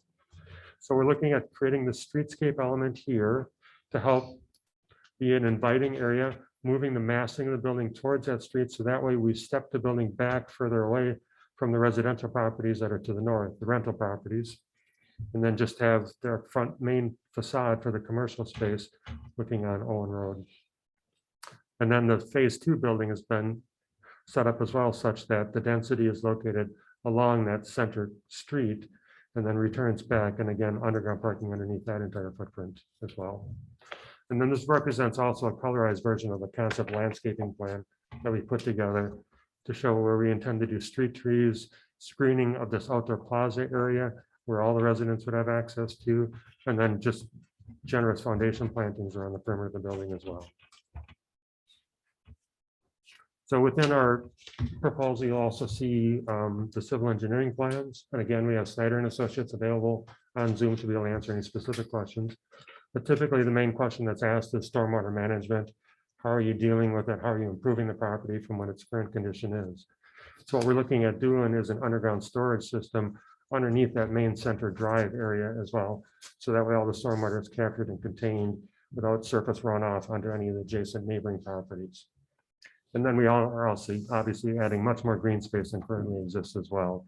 So we've got some opportunity for infiltration via natural means as well. And that would accommodate this entire development. We've got the concept floor plans. What you see towards the bottom of the screen is the underground parking level. Again, where we have 100 parking stalls. On the upper portion of the screen is our main first floor area.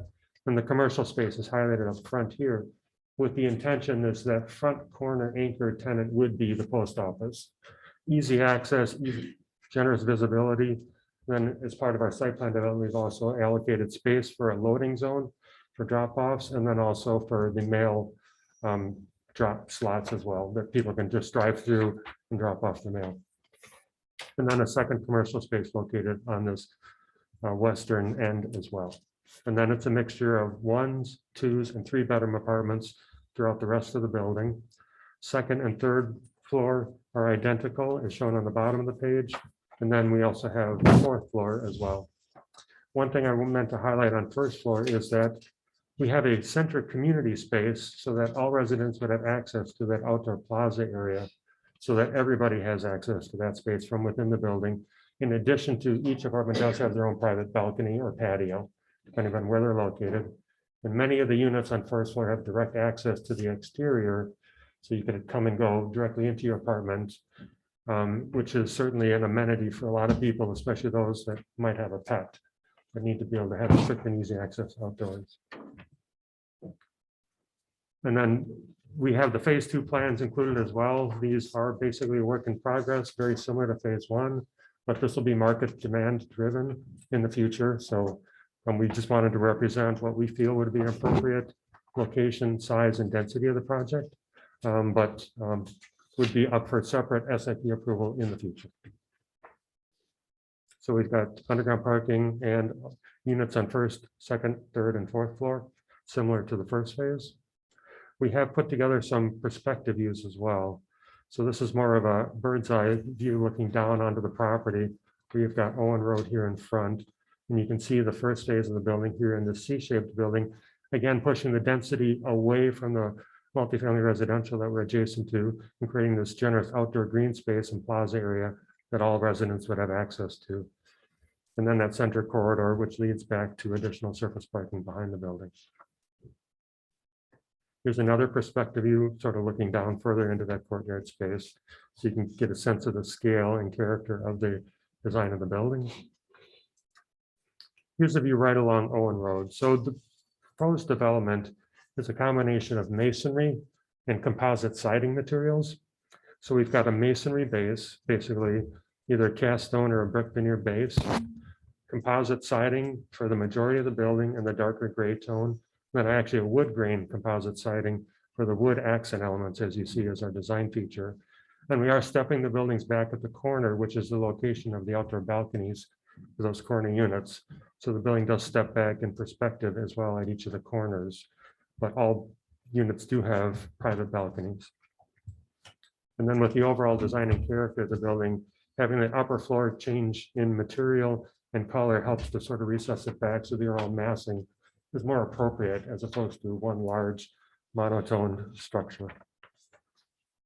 So here's another view looking down that center street area that we're trying to create to really give you a sense of home as you would arrive into this development. And then another view here looking back at the surface parking lot up in front of the buildings. Then a final view here looking from the backside, looking back down that street area. So that's the overall character and look and feel of the building. I'll jump back up to that colored site plan. We can have that as the screenshot. And then just, we're going to open it up to any questions you may have or comments. Thank you. Was there anybody else that wanted to speak before?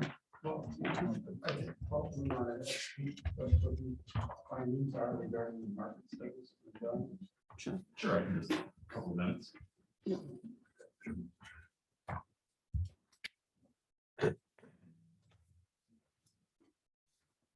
PowerPoint or thing.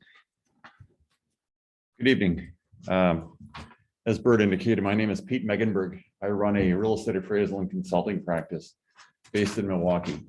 I've been involved in the commercial real estate sector for about 32 years, and over that period of time have performed approximately 300 valuations or market studies per year on multifamily throughout the Midwest.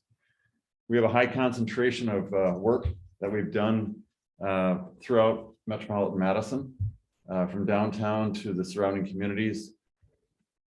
And our work has spanned the breadth of housing, from large-scale single-family residential to multifamily of varying types and orientation, that being market rate, as well as affordable or subsidized type housing.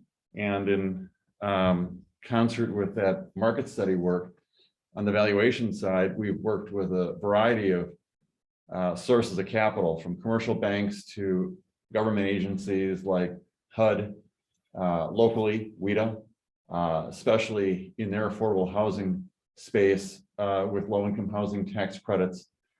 And we'll be touching on that in just a short bit here. So we've gained exposure to what's been delivered and where the market demand is presently and where it likely is going in the future. So having that base of understanding of what we've done in the past, in particular to Monona, when you look at the demographics to this area, it largely approximates the metrics that are associated with many of the surrounding communities. However, there are a couple of distinguishing characteristics to Monona that at least we've seen that distinguish this community. One being that there is a somewhat lower amount of owner-occupied product here, or a higher amount of for rent product in the city of Monona than there exists in some of the surrounding communities proximate to Monona. Also, there's a real disconnect between the cost of housing and the cost of renting a unit here relative to the income earned. And that speaks to the affordability component. I think we all have some anecdotal evidence of affordability or lack thereof. The comment made continuously over the last couple of years has been how quickly homes have come to market and sold, oftentimes under a very competitive environment, where we're hearing people are snapping homes up without any contingencies, no inspection clauses and such. That speaks to the fact that there's a real disconnect between the cost of delivering units, whether it's single family or rental, and the availability of supply. Boiling that down to multifamily product for a minute, the average cost of a unit, given the cost of land acquisition and all of the resources that go into developing a product, is approximately $275,000 per unit. And that would include the entirety of all costs to deliver market rate apartments today. And that would be for, if you were to look at, as proposed here, a mix of 1, 2, and 3 bedroom units with the underground parking and such. That would be for a unit of approximately 1,100 to 1,200 square feet. And I think that to use Bert's commentary about it being a long-term investment, typically this type of product would expect to produce about a cash-on-cash return at stabilization, meaning when all units are occupied, of about 7%. So if you took, in real simple math, a 7% return on a $275,000 cost, if you will, that equates to roughly $1,625 to $1,650 of required rent per month to support that new construction. And in looking at the proposal for this site, both phase 1 and 2 suggest that an average rent in that range of about $1,600 to $1,650 is what is anticipated to be achieved. And that's when you look at what it costs to afford, or what it requires rather, to afford that rent. That touches on the demographic that's making approximately $50,000 to $60,000 annually to afford that rent. And that speaks to the people that want to come to Monona, but are unable to at the present time because of a lack of available options for that rental pool. But that rental pool is essential in maintaining the overall continuity to a community. That rental pool is the demographic profile, the cohort of approximately 25 to 35 years of age that sustains many of the businesses. So simply put, this is a development that is going to realize an absolute cost, regardless of actually where it's located, of about $275,000 per unit. And it's going to require a threshold rent of about $1,600. It's going to appeal to somebody who's going to make $55,000 to $60,000 a year. But right now, there's a lack of product available for that incoming resident to the community. And the only option is to go to the Fitchburgs of the world, the Wanakees, Madison, of course, and to Middleton and to other areas where that product is coming into the marketplace. Specifically, this development is intended to appeal to what would be called in the vernacular of workforce housing, which is, when you look at the overall income, a income of approximately 50 to 80% of the area median income. And now that coincides with the rent that was just discussed and described to you. So the intent here is to size the units, the individual units, and to deliver at a certain cost, a unit that appeals to somebody who can afford within that age, within that income cohort of approximately 50% to 80% of the area median income. So that's, in summary, kind of a snapshot of the area's marketplace, as well as how it relates to this site in particular. Thank you.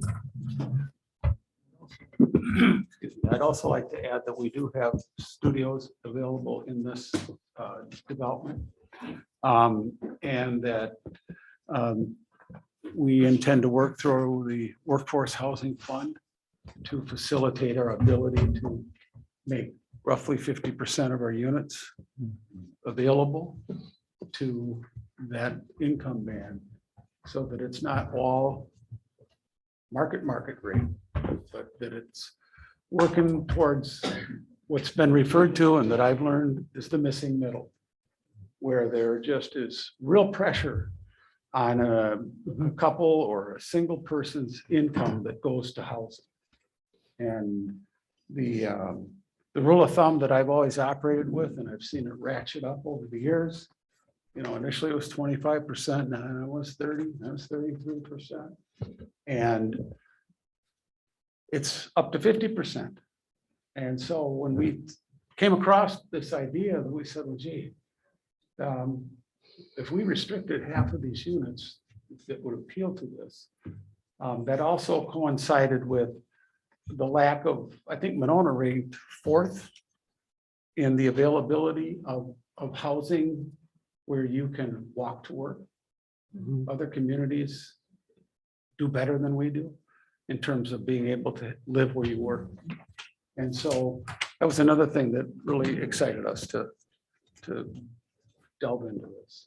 And so that's it in a nutshell, I guess. Okay.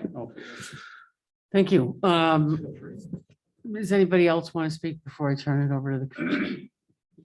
Okay. And Bert, if you decide to speak again, speak into the mic, not away from it or up here, if that mic isn't going, okay? Thank you.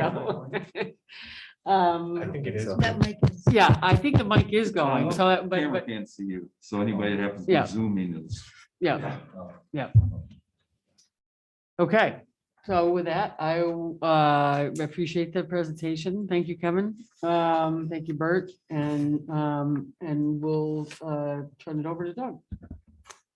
Thank you. So the staff report really lays out a lot of detail, and I won't run through it. A lot of it would be repeating what has already been said, but I'll call out a couple points for discussion, points to elaborate on. The first will be the project zoning for this. The current 2 parcels are zoned retail business. The recommendation here would be to most likely rezone to CDD, Community Design District, in order for the planned community development procedure, which would allow for the GDP, PIP, the general development plan, precise implementation plan, which would allow for the phasing as was discussed. Further, the comprehensive plan for this does designate the both the current and the future to be commercial. So I'd recommend, again, the commission discuss how the mix aligns with the designation as well as the adjacent uses. A couple points to discuss would be the green space. Obviously, these plans have a lot of detail. So some of the green space, the landscaping that is proposed, as well as the massing and the situation on the lots, with where they are and sort of the setbacks, particularly from the adjacent properties. As was mentioned, the workforce housing components, I believe, last I heard was probably 50% of phase 1, so possibly up to 50 units around there could be workforce, and those discussions continue. I think the parking discussion would be useful. I had all the calculations in the staff report. As proposed across the 2 phases, there would currently be a 20 stall deficit to potentially address based upon city code. 10 of those would be designated for the commercial, right around 3,000 square feet. So there may be a possibility there, certainly with USPS, for example, very much a daytime operation. But just, I think some commission guidance discussion on that would be helpful. In terms of the architecture and massing, that's been discussed tonight, and just any feedback on that moving forward. I did include in here the applicant had included some densities. I know that's not something we've necessarily discussed as if in detail previously, but it came up with the last project that came through. I did include some select project densities just for comparison, again, in the staff report. And it was asked today, Brian, Commissioner Holmquist had asked for just a couple others, and I had staff take a look at this. So the Heritage, one of the adjacent properties, that has across both phases 231 units, and the density there is right around 48 units per acre across both phases. And again, the Frostwood Senior, so the project to the south of the site, that's 119 units across both phases, and right around 34.5 units per acre for comparison. Landscaping and lighting plans are included here as well, so any guidance discussion on that. And I won't run through them, but the staff comments, these were shared with department heads, particularly Public Works, and for the civil folks on the line. I think taking a look at that, there's some good feedback there and discussion moving forward as well. So I would just reference the staff report for those elements, and that's it for me. Thanks. Thank you, Doug. Chris, would you like to start? Sure. So I got to start out, I grew up here with you, and this is the 2nd generation running that Village Lanes, and I'm really sad. I know there's nothing we can do about it, but this is hard for me. That was just a fixture in Monona forever. You and I both went there a lot on Saturdays and different days. It was a pretty neat place. So I just have to tip my hat to Village Lanes. So everybody on the commission knows me pretty well. I'm pretty protective of our commercial space. I don't like converting commercial to residential. You've heard it from me many, many times. Biggest reason is, well, certainly the vibrancy of the community, but residential taxes. I mean, every time we convert commercial, we cost everybody a little more on the residential taxes. Having said that, if there was a property I was going to convert, it would be this one. This one sits back. It's not a prime candidate for commercial. I'm really, really happy you're trying to keep the post office. I think that's critical to Monona, to have our post office, and the location is nice. It needs some upgrades, and this certainly what you propose is an upgrade.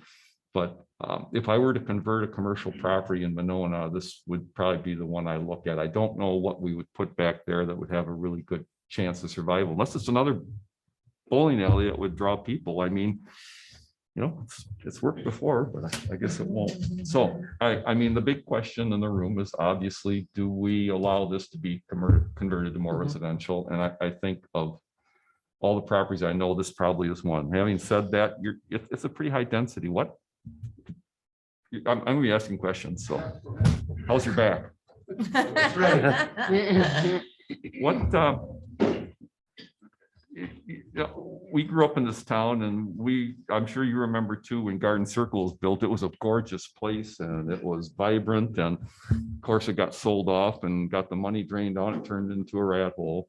And then our most expensive TID district we ever created was there to, you know, get rid of the problem. So one thing I look at certainly is, this is a lot of density.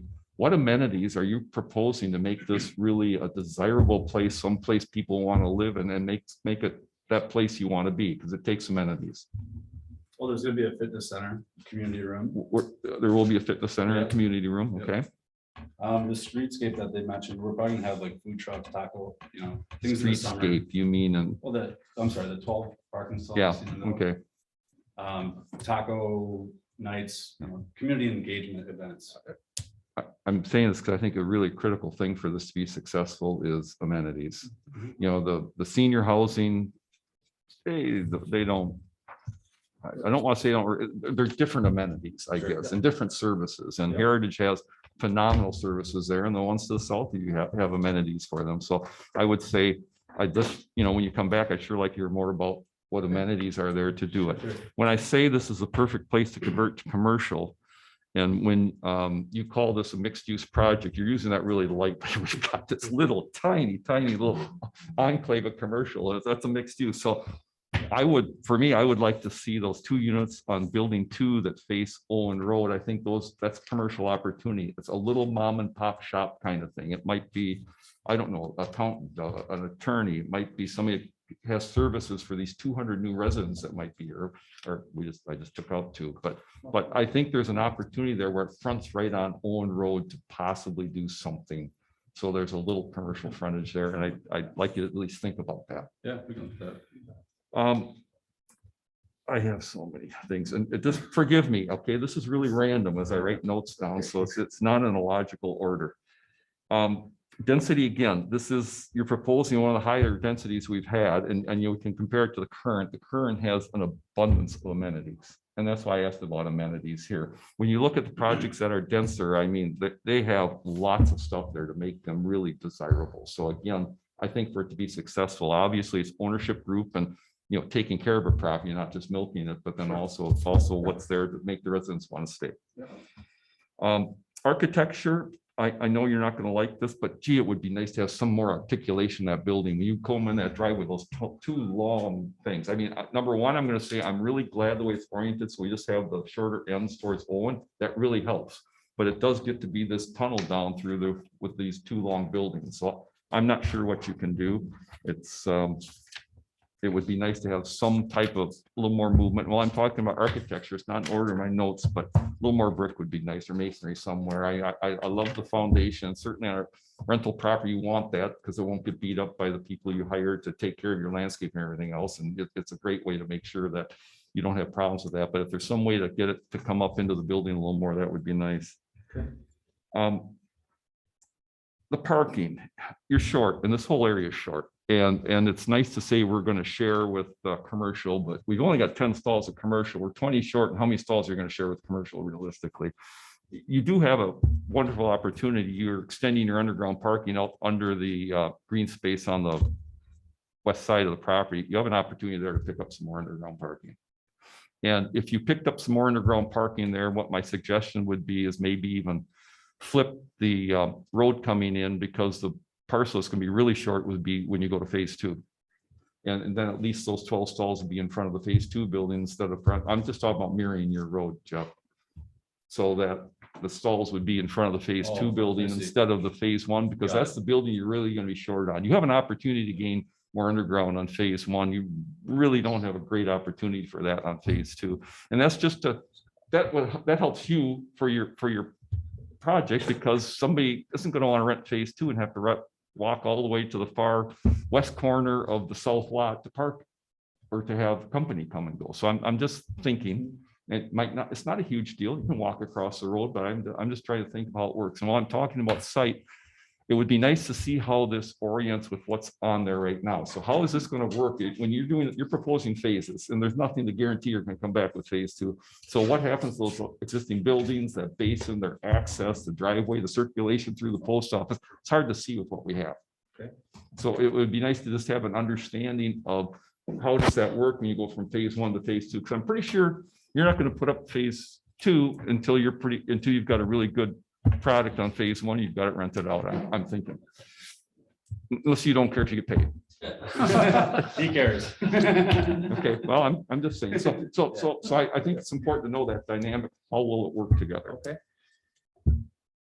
Storm sewer system. I know Darren had a lot of questions. I've worked with the Contact product. I'm pretty sure we do have Snyder on the line. I'm pretty sure they take care of oil and grease right in with that product. Do they not, with underground installation? Yeah, this is Brian Arcand here. You guys hear me? Yes, loud and clear. Yeah, so they do take care of oil and grease. We're proposing a ADS system, not Contact, but yeah, they work the same way. Absolutely. I've worked with them both, and normally the ones I've installed, they take care of oil and grease within that product, and all the details that Darren was worried about with stormwater attenuation. I'm pretty comfortable with the product they're proposing. Obviously, we'll have to get calculations and everything else on it, but it's the only solution here. So we're talking about the only solution. I'm going to jump around a little bit. The green space. The green space is a little bit lacking. And when our standard isn't 30% open space, it's 30% green space. Now, there are reasons why sometimes you can't quite meet it. We look at it, but then we require additional landscaping, additional site amenities, things like that. And we do give credit for that. One of the places you're most lacking in green space is on Owen Road, where everybody drives by and sees it. So certainly there would need to be something to, I would say, make up for the lack of green space between the building and there. Yeah. And when you're looking at your landscaping points, we do count underground and surface. We count all stalls for points.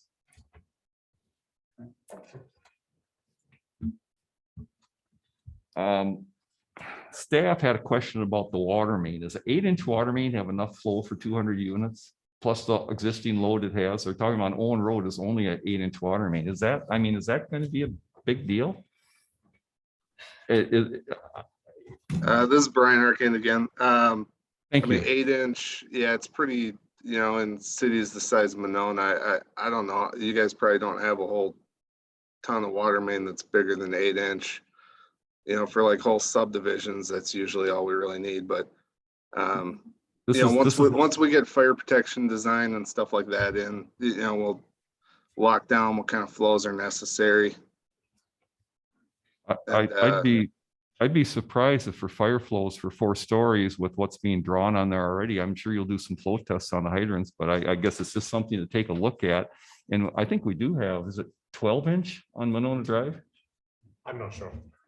We have a large, we just redid all that water main. We rebuilt Monona Drive. So it's either 10 or 12, but I know it's large. I thought it was 12-inch we put in. I don't know if anybody else remembers.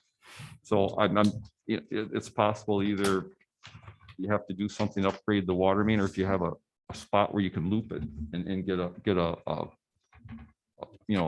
loop flow into it, that always helps too. So just something I noticed it, and I think it's a really good comment. What was the comment? I'm not sure what he's talking about on private storm sewer. Is there a private storm sewer that has to be relocated on that site? There's an existing, I guess, stormwater basin, but it doesn't have an outlet pipe or anything to it. No. Okay, so that was before the days of good design in Monona. Okay. Right. But we'll forget about that. You're not allowed to do that. No, it was taken into account in our pre-development flows anyways. So yeah. But yeah, there is a little bit of on-site storm sewer that'll, we're proposing to remove all of it. And then there was an issue with an existing hydrant kind of along the east over by Fraboni's. Yeah, we have called in diggers and topoed the area now. That original utility plan I put together was based on GIS parcel information and GIS utility information. So I mean, those can be off, Well, a few feet in either direction, but yeah, there's a chance that water main is not actually on this property, in which case we'd probably just abandon it. well, riddle me this. I think for Bonnie's, when that was built, they needed to have a hydrant near them too. And wouldn't that be a hydrant you'd share and you just get a cross easement between the two of you to share that private water? Yeah, I mean, that could be Lead another option hydrant? as I well. mean, that would make the most sense because I think the building, what do we call it? The strip building on the east? I think that needed to have the hydrant. I believe Fraboni's did too for fire protection. So it probably serves both. And back in those days, Angelo might have just talked to those guys, said, let's just split it and put it right down the property line. So Yeah, I didn't but very well that. could have been. And I don't, I'd have to look back at, I don't know if we've done the title work for this yet to see if maybe there is some old existing easement that we're not even aware about at this time. Yeah, Angelo is more of a handshake guy, but maybe. Okay, I like to step back on the corners that you talked about. It really helps the massing from Owen Road. Anything you can do like that really helps architecture to keep you from that long, straight side. So anything like that you can add is really great. Pet runs, is that what the artificial turf's for? Yep. For your tennis table? Okay, I would recommend, it's not going to be required from here, but the ones I've done before, I would recommend you have, I'm sure you'll probably do it, have a hose bib or something near there, so you got some way to wash it down. It's really important and a way somewhere for that water to go. I think it's a great amenity. I don't think it's easy to fill up a building without allowing pets anymore, because especially in Monona, we love our pets. Our experience in Schwabenheim is about 50% of the residents have pets. Yeah. And it's tough to keep it Yeah. up Yes, with it that. is. So I strongly endorse, I mean, that You're- for a that's pet run, that great artificial turf, I think is the. Yeah, and only way to actually, go. we also incorporated a DNA pet program. So every pet that comes in, take a little sample and it's housed in a third party. So when we do have to collect samples, we can usually track down the culprits. We've really been able to manage the problem. We had to learn that one by hard fire. Yeah. Okay, I would just caution you that make sure we can read your plans. The reason I say your photometric plan is unreadable, at least for my eyes. Now, maybe there's some younger eyes here, but can anybody read that? And I granted, I'm a little older, but just make sure once we go to look at them, I couldn't possibly review the photometrics right now. I'm sure you're talking about pedestrian connections and bikes and everything.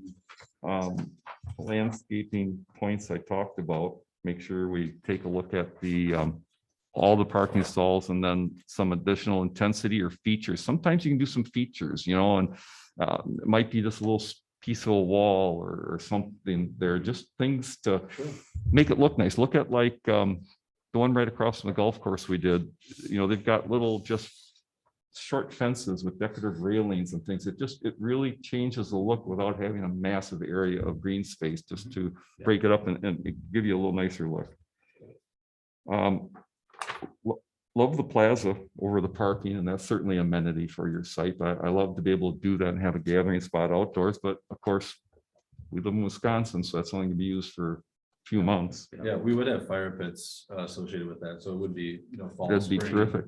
Yeah. I think people seem to love it. In your materials, you talk about green initiatives. What are you talking about precisely? What green initiatives? Well, we're still looking Undecided? into that one. Just sounded good in the report. Well, we know that we're gonna do something, and We want Yeah. to, we're investigating solar and where that could be implemented. Okay, And whatever recommendations that these folks come up with is, and same with Jeff. Jeff's had lots of experience in construction related issues that are quite frankly beyond our expertise. I'm asking questions and you have so much more detail than a normal pre-hearing. Okay, so you've given us incredible detail, but when it's in there, green, I mean, normally it's how you like my concept. Could I possibly build this? But it's so much easier when you have so much thought put into it, but of course, if you have something in there, I'm going to respond to Oh, it. sure. I'm curious about what your thoughts are. One thing, for example, we did, where it's not in there, but we've really discussed an e-bike station. I mean, things like that. We'll try to get. better Yeah. detail. On a project of this scope, we would assuredly require you to at least have the conduit in place to be able to have, charging for e-bikes and things like that. Because it's so cheap to do right now, conduit under paving and sidewalks compared to having to rip things up in the future. So we look at that, for potentially, probably in the basement's easier, a potential for e-charging stations there. We'll certainly be looking at bicycles, and hopefully you'll have some spots reserved both outdoors and underground. Yep. Because this is a pretty big biking community, isn't it, Christy? Oh, yeah. You're gonna want some substantial bike parking options. That Okay. works. Yeah.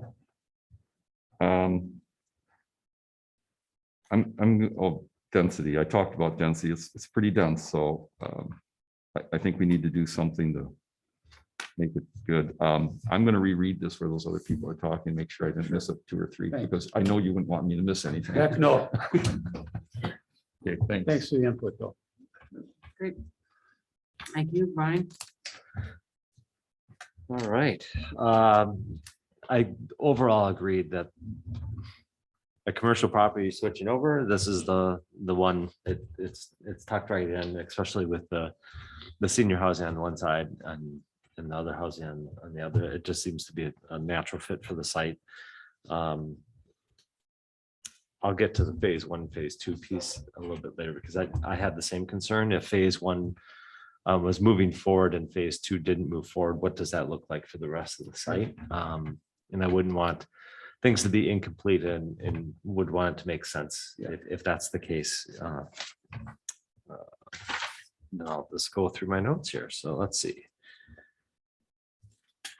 I have a similar concern about the amount of commercial, the concept of having that other front space on front end Owen does make some sense. Being able to at least tuck some commercial up in the front access piece would be ideal. There would be quite a few displaced businesses that recently have come forward to this group to be able to rent some of those spaces in the strip center and have actually put in quite a bit of amenities. I know of at least 2 that I can remember. One is the childcare site that I think would be disappointed in needing to find a new location. And then I can't remember the name of the other company that recently came, but I know they were here for a sign package. So one, it'd be nice to see what it looks like if phase 2 didn't move forward, but then 2, if there were some other commercial spaces there's a possibility of at least being able to have an option of relocating. Lot coverage. Chris has already covered that regarding the green space. The setback, I think, was appropriate. I like the orientation of the buildings on the lot. The landscaping on let's see, that would be the west side. I see you have it around the plaza. I'm just curious about where the green space is as it backs up against the parking for the other properties further to the west. If there's going to be more landscaping to all the way across that line, or if you're planning on having that open. I haven't been back there in quite some time. I can't remember if there's a fence in that area. Yeah, screening in that area. I just can't remember what's back there right now. I don't think anything's back there. Not nice. It's Yeah. not nice at all. Yeah, and so my guess is you're probably not just gonna have green space dumping into nothing. Correct. So we'll probably want to look at We'll get- what that is. Yeah. Quite honestly, the building initially was oriented just the reverse of this. Okay. And we had discussed this with Kevin, and Jeff weighed in, and we asked them if they could flip it so we could create a better buffer, because when we looked down there, the old adage is 1 look is worth 1,000 reports. It looked all right on paper, but we went and looked at it and said that this isn't right. We want to create legitimate space and screening so that it's aesthetically attractive. Yeah. And then Privacy. your green space back there actually becomes more usable, especially if you sure. have it Yeah. screened in. If you flip it the other way, you're playing in the front yard of main street to enter. It just doesn't make sense. Right. I appreciate the conversation regarding workforce housing and actually some of the planning that was it Peter, Pete shared regarding how you come at some of that, the value in the property and how much. And I am appreciative of looking at a 50% mix, which is quite high compared to many projects that, well, the very few projects that we've seen here. But I think that's a nice goal for at least the phase one. I'm curious if there's a possibility of also contributing to that in phase two. I know that's a balancing act with how all the funding kind of blends together. But I know we have a desire, at least in this body. Bicycle parking has been talked about, parking stalls. When I read the grid, I got super confused, but I just trust Doug's numbers of 20 short because I came up with something completely different based on the table. But that will be a big issue. Chris's suggestion of looking at extending some of the underground parking, I think could accommodate that, the mirroring of the street or being able to park on both sides. I'm not sure that how much that changes when it is the setback off the sidewalk on phase two. If you did that on both sides, if you lose too much and you wouldn't have the ability to have some of the good landscaping and articulation in the building out front. But if you're able to do it on both sides and still have that, I think that might be ideal. It might help solve some of the parking issues, which would likely be cheaper to do there than underground, as long as you're able to take care of the landscaping and the articulation of the building.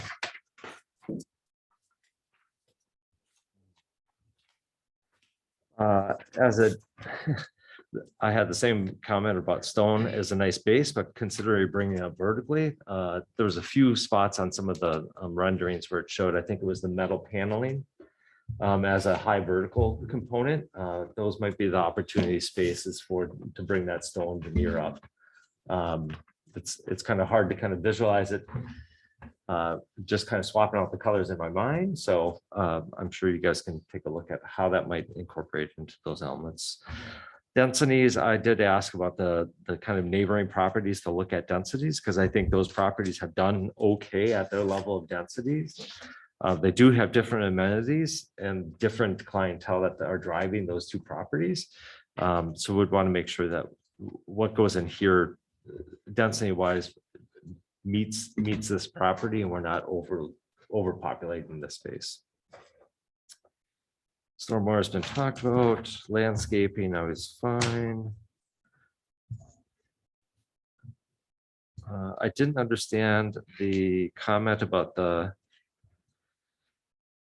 from Parks Director regarding while the site is close to woodland, he'd like to encourage the connectivity through the site to connect to the park to the west of the property. I don't know. And I'm not sure what park to the west of the property. He's talking about Woodland Park.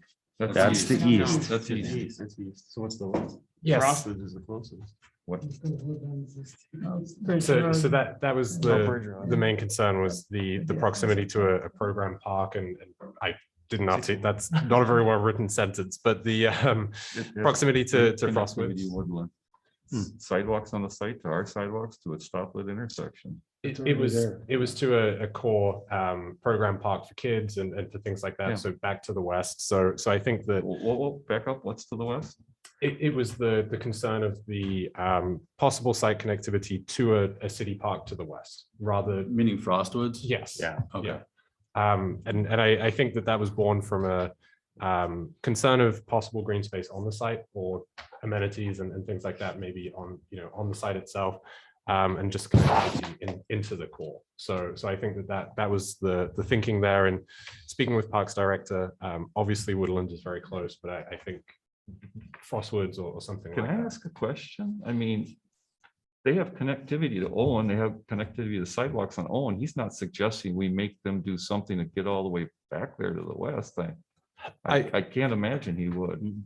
I wouldn't say that is that was sort of the origin of this. I think were there to be amenities on site, I think that may well address some of the concerns. I think it was mainly young families and things, having outdoor recreational space that is programmed and swing sets, things like that. So I think that was sort of the origin, not certainly not adding sidewalks the whole way, for example, but I think that was the concern. Thank you. No, that helps because I was trying to figure out like where Frostwoods makes the most sense and it's about equal distance from a lot of other neighboring properties. All right, I'll keep going here. Let's see.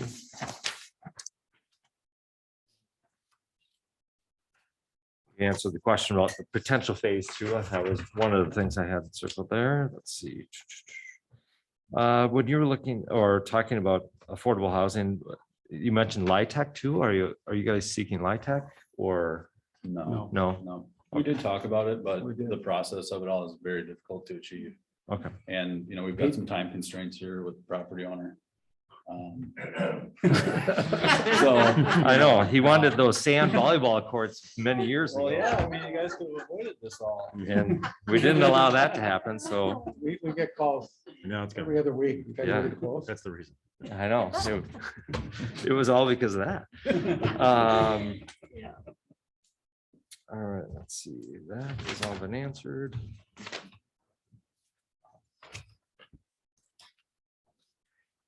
When you talk about, and it might just be too early in plan phase, when you talk about 50% of the units or 50 of the units approximately for workforce housing, do you have an idea of like what in the dwelling mix that you would want to be setting aside? Are you looking to set aside some of the smaller units, or are you looking at some of the larger units for families that could have more of a? Yeah, well, it'd be both. We'd look at studios, 1 bedrooms, the 2 bedrooms, it would be around 1,800 for a 2 bedroom, which you have 2 incomes, hopefully. That kind of still is right at that level of 80% or less. The other comment I'd like to make about that is with this mix. When let's just say someone's starting out and their income rises and they no longer meet the threshold. The thing that we're excited about is that they don't have to move. That we can work with the counts so that we would adjust another unit or. Yeah, it's kind of like a floating count. Yeah. So it's not So it's like. unit oh, you 101 make- is affordable, it's overall count. Right. So people, their income bands as they hopefully make a little bit more money can still move up and, if you have Still some remain there. difficult times, then you can still remain, and then maybe count towards that affordable housing piece. Sure. So not different amenities within different No, units to. Same adjust with. finishes, Same same. exact. Yeah. It peeked through this pack. I wrote notes all over. So sorry. I'm sure you're aware of it, but there will be in lieu of park fees for this. Yeah. I'm sure you've done it everywhere else.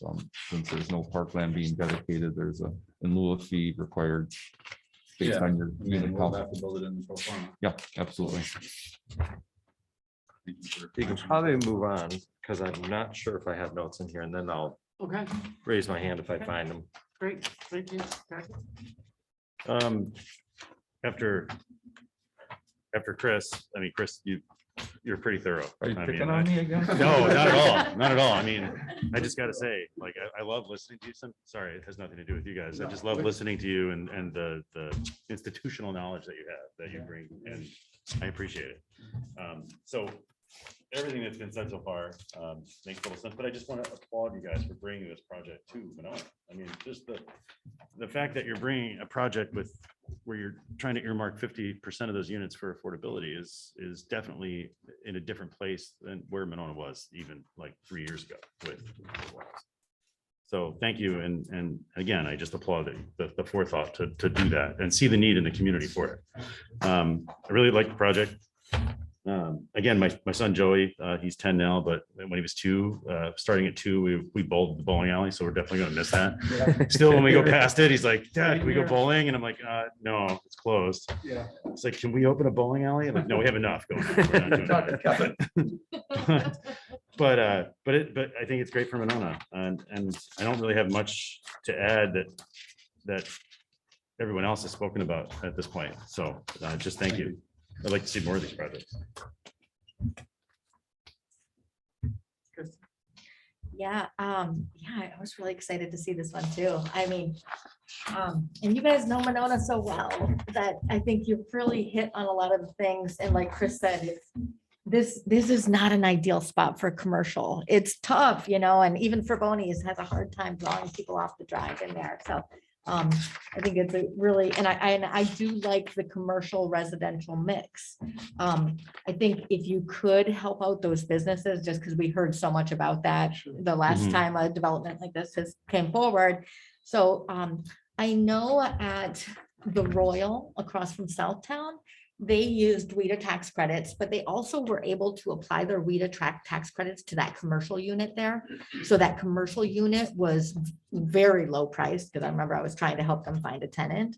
And so I don't know if that's something you can explore, but like if you could kind of figure out some kind of business incubator piece, I mean, this is a great spot for, small businesses starting to start out, especially when you have this kind of density all around it. I sometimes I see that center street and I worry a little bit just when I see the sight line that could become like a drag race strip. So, I don't know if you're thinking about speed bumps on that or, I'd love to see a curve, but I don't want to make you, want to jump off your building that doesn't already exist. That throws a wrench into things. Yeah, Chris. Just if I could suggest, most of the tenants will be going underground, so this will be Yeah. mainly visitors, so And I would will it be expect less post traffic office? just going back there. Okay. Will it be post office flow as well? I wanted to ask about the post office Only flow. on Owen, it should be. Okay, and so the people from the post office, the mailboxes will be out, Can you Can you use do your that, cursor? Right here is the mailbox. drop, there, right there. Right Okay, there. So you excellent, cruise in here, drop it off, come out. excellent. Right, Okay. Well, not really cruise, so carefully go. Yes, 2 miles an hour. yes, yes. Okay, excellent. Yeah, I guess I worry a little about that because even guests are even more careless, than your tenants. And because you're real close, the setbacks are close on there, just worrying about a kid running out in there.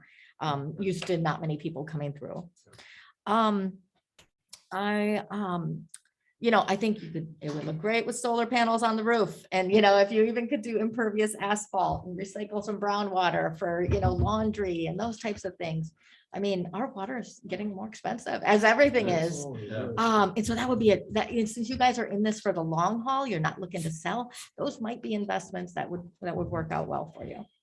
And I was wondering if you're thinking about doing any number of units with universal design features to accommodate our senior populations or those who are differently abled. That might be too into the nuts and bolts at this point, but I think it could be a good consideration. I've been looking at our housing plans a lot lately. And so one statistic from the university year housing plan, it states that the percent of owner households who are cost burdened in Monona with less than 50% AMI, that's area median income, is 82.4%. And then 50 to 80% AMI is 38.4%. So it really is essential that we have this affordable piece, but our seniors are really a big part of that population. And we have a lot of seniors that are living one person in a home and they don't want to be priced, they're worried they're being priced out but they have nowhere to go and they want to stay in Monona. So I don't know. Yeah, and I know it's kind of different animals when you're working with age restricted WIDA credits versus, income restricted. So I don't know if you could consider some piece of this being, for senior housing. When you say senior housing, Yeah, wh- well, wh- what is senior housing? say Monona Hills, Monona Meadows. So Monona Hills, for instance, is an affordable housing, but it's age restricted. Yeah. So you have to be 55 up. So could you have some units that are age Well, restricted? My personal opinion is Yeah. probably not. Okay, We're gonna appeal to that sector of the market anyway, okay, and, Our experience in Schwabenon is our floor plans are really open. okay. And one of the things that we really didn't anticipate initially was the number of people that sold their houses Yes, and moved to our apartments. They did not want or couldn't afford to buy a condominium as such. yes. They just wanted They During did the want key. apartments. Okay, and we continue to have more and more residents that are empty nesters. okay. So we're really aware Yeah. of that. Okay. Well, and I was wondering, like, you did consider then having some units be condos? Like, Well, we looked at the whole thing initially as condos. Yeah. oh, you did? Condos are very difficult to finance. Yeah, I've heard Almost this. impossible. So Yeah, you have to have probably anywhere from 60 to 70% pre-sold, okay. unless you're doing a smaller, Jeff's doing a condo deal right now Got it. in Middleton, West Side. We've talked about it just because of his experience, but it's very difficult to finance. It's Okay. hard to get people to commit to buy, put a down payment on, and then wait, 12 months or Yeah, however long the construction process takes. understood. We Okay. built the Monona Woodlands, which is 47 Uh-huh. condominiums years ago now. Yeah. And at that time, condo financing was nothing like it is today. Yeah. And then when the crash hit at that time, I mean, holy cow. Yeah, nobody wanted to touch that. Well, yeah, we had Yeah. the same experience with Monroe Commons when we built Monroe Commons. It was, we don't know you. Yeah, It's like, yeah. uh, Well, it is so interesting. I Yeah. mean, if I had it my way, I would really look at condominiums. I know, because I hear people wanting them, Sure. and it does sound like we have a shortage. It is one of those, it's a market that just seems kind of volatile. It It's is, part of it. and like Jeff said, the coordination, and when you get into that senior population. Yeah, They don't want uncertainty, okay, yeah, sure. and they have to commit. And do The level of risk finishing is right much job. lower, yeah, Yeah, they have to know what Understood. they're doing, and well, we haven't sold our house yet. Well, yeah. it's chicken or the egg. It's Yeah. just, it's hard. I was gonna mention, so there's a new development happening in Madison. It's a 12-story, and they have 383 parking stalls, and they have planned for 500 bicycles for storage or parking, bicycle parking, 500 bicycles. And so I've been part of this conversation because people are like, that's absurd, but then, so I'm a family of 3. I'm probably not typical, but we got like 10 bikes. And so a lot of people have their winter bike, their summer bike, their mountain bike. So I would definitely give some consideration to that bicycle parking because, I think, e-bikes have risen 250% over the past 12 months. So you're going to see that over cars. Yeah. And so making sure you have those adequate accommodations for bikes is really And good. again, drawing on our Schwab on experience, we have, Yeah, our parking is in our underground parking. Yeah. lots. And we have, Jeff has put a. Wall mounts. Oh, nice. Yeah. We nice. probably have 40 for 71 units when you kind Okay. of break it down. And that's not a very bike-friendly area. Well, it's 3 blocks in Lambeau, so. people- Yeah, right, But- yeah. They ride the bike all over. They do, And okay. The walk score is like. Yeah. Yeah. They're in a second. Okay, great. Glad you've got that. Let's see, what else do I have? Oh, one thing I was wondering, so sometimes when affordable housing goes south, it's because there's not someone on the property that's really, dedicated to providing social services or working with tenants to meet their needs. The development at the end of Cottage Grove Road, kind of by the Walgreens is seeing some major problems. So they just Yeah, had a, NSP's property. it's Milo Pinkerton property.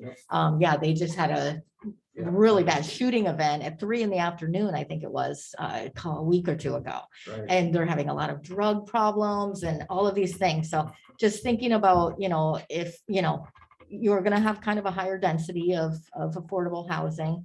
Are you gonna provide, what will your property management look like? Maybe? Well, on the social services side, that's Yeah. really not our business. I mean, that's like Lutheran Social Right. Services is one of them. Yes, I wasn't planning on providing any sort of on-site services, but. I mean, you're talking about 60 to 80% of median income, so. Yeah, that's it not- really that's is not, yeah. Population that. No, typically- it's not. I mean, It's not. I fit in But, that like, easily. we will have Yeah. on-site management. Okay, And like in Nashua, for example, we have 33 cameras in the 71 unit building, so it could probably, We No, catch venture that. anything that's inappropriate. yeah. Hey, you're taking DNA of the dogs. man. Well, you know, yeah. it's kind of a one-strike situation up there Yeah. sometimes. And Ah, we had the former police chief living there and a few other policemen, and so it's like, Yeah. Nice. we're on the ball with it. Great, Yeah. awesome. Yeah, I think that covers everything I had to talk about, but yeah, thanks, guys. I'm really excited about this. Thank you for the input. I personally feel the density is pretty good. If of an area that can handle it, I think that one could. Just a quick comment. We were talking about the businesses that might potentially get, that will get displaced and what to do. WDC has a bunch of money available for from. Is it the Main Street? Yeah, Main Street. Well, that You've got expires a whole in bunch. June. Well, there's a bunch of other things happening at WDC too, so it'd be worthwhile to reach out. There's some changes in personnel happening too that are going to make a difference, so it would be really a good idea to reach out and see what might be available to help out with some of that commercial stuff, at least to attract the tenants that are there now, And Mad Rep, you should put them on your list as well. Mad Rep, Madison Regional Economic Partnership. They've got a new leader and he's really trying to work on, kind of creative solutions for business incubation. Rob? Okay. Starting with density, I think it's a little higher than I would like. One thing we haven't talked about is the traffic that this will, being that it's focused towards workforce housing. And it's not the connection to Monona Drive, which is a great connection and is super. There's a lot of cut through traffic that comes down Owen and then cuts over on Bridge to get over to Broadway. I live there and, wait for the bus with my daughter every day. And it's going to add potentially a lot of traffic because if they're going downtown or anywhere on the west side, it's a bit of a shortcut. And so when I look at the density, it's in the ballpark, but it's a little bit higher than adjacent uses. And I have some concerns about that because I anticipate people will learn very quickly that they can cut through a residential area. So there's that.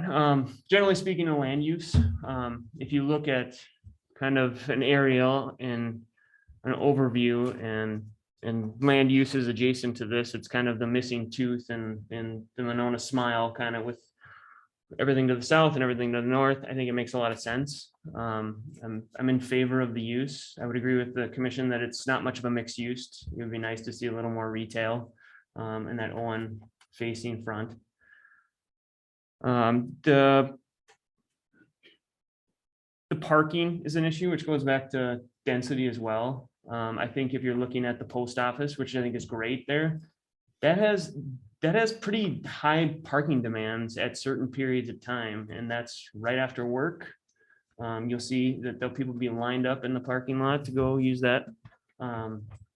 And then also on Saturday, they have Saturday hours, and if those residents are all going to be home, there's opportunity for congestion at that point. Because I know I get to the post office on the weekends and a lot of people do that because it's not convenient to do it during the week. So 10 stalls is short, I think, and there's not a lot of room for stacking there. There's 18 that I'm seeing on Owen Road. I'm sorry? There's 18 that I'm seeing on Owen Road. Did I get my number? Okay. Oh, okay. Okay. Let me see here. There's no order to this. Do you plan on maintaining the connection to the south? I know there's that there to existing. Yeah, next to Horizon. Next to Horizon. Yeah. We talked about I don't know if there's an agreement. walkway of some sort. There's one there now. I don't know when that went in, but Yeah. Yeah, we Not, you mean pedestrian? to do that. yes. Okay. That's a good point. I'm sorry, that's a good point, because we actually required them to have that pedestrian connection when we approved that project. So Okay. that, I had forgotten about that, so. I think that was for the strip center. No, it was a connection. We made it when we approved, what do we call it? Crosswood. You can see it on the front page of our packet, and it's aerial. Yeah, we required. Unfortunately, I don't Yeah, think it that's was all. reflected. We have discussed that and we asked that we have a pedestrian walkway. Great. Okay. Yeah, Bert, this is Brian Arcan. I don't think KBA's exhibit got updated, but if you look at our utility plan, we do show that pedestrian. We noticed there's an existing pedestrian connection too, and we plan on keeping that. That's shown on the civil plans. Okay. Oh, there it is. Okay. That's a good comment. Yes.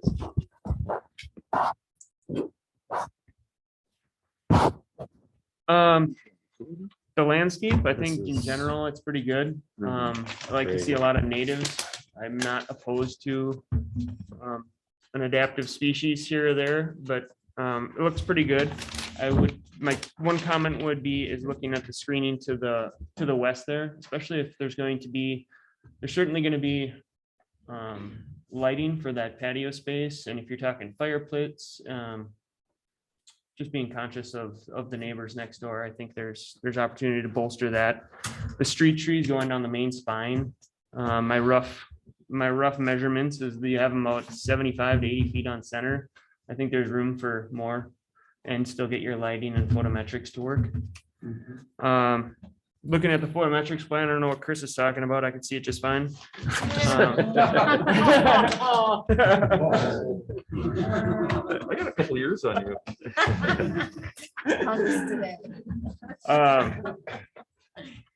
I didn't see anything glaring, no pun intended, except for the entrance to the underground parking for phase one. There's a hot spot, but it looks like it dissipates pretty good.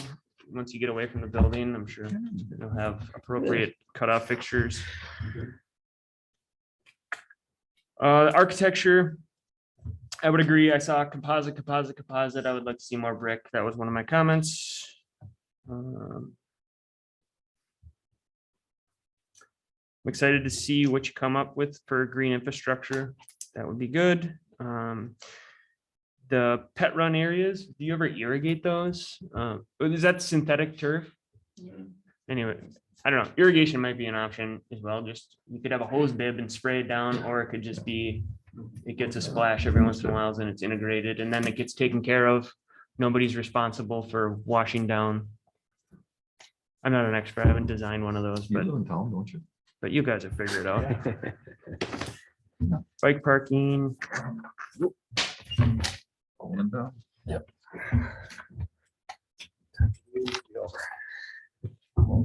That's I think that's all I got for now.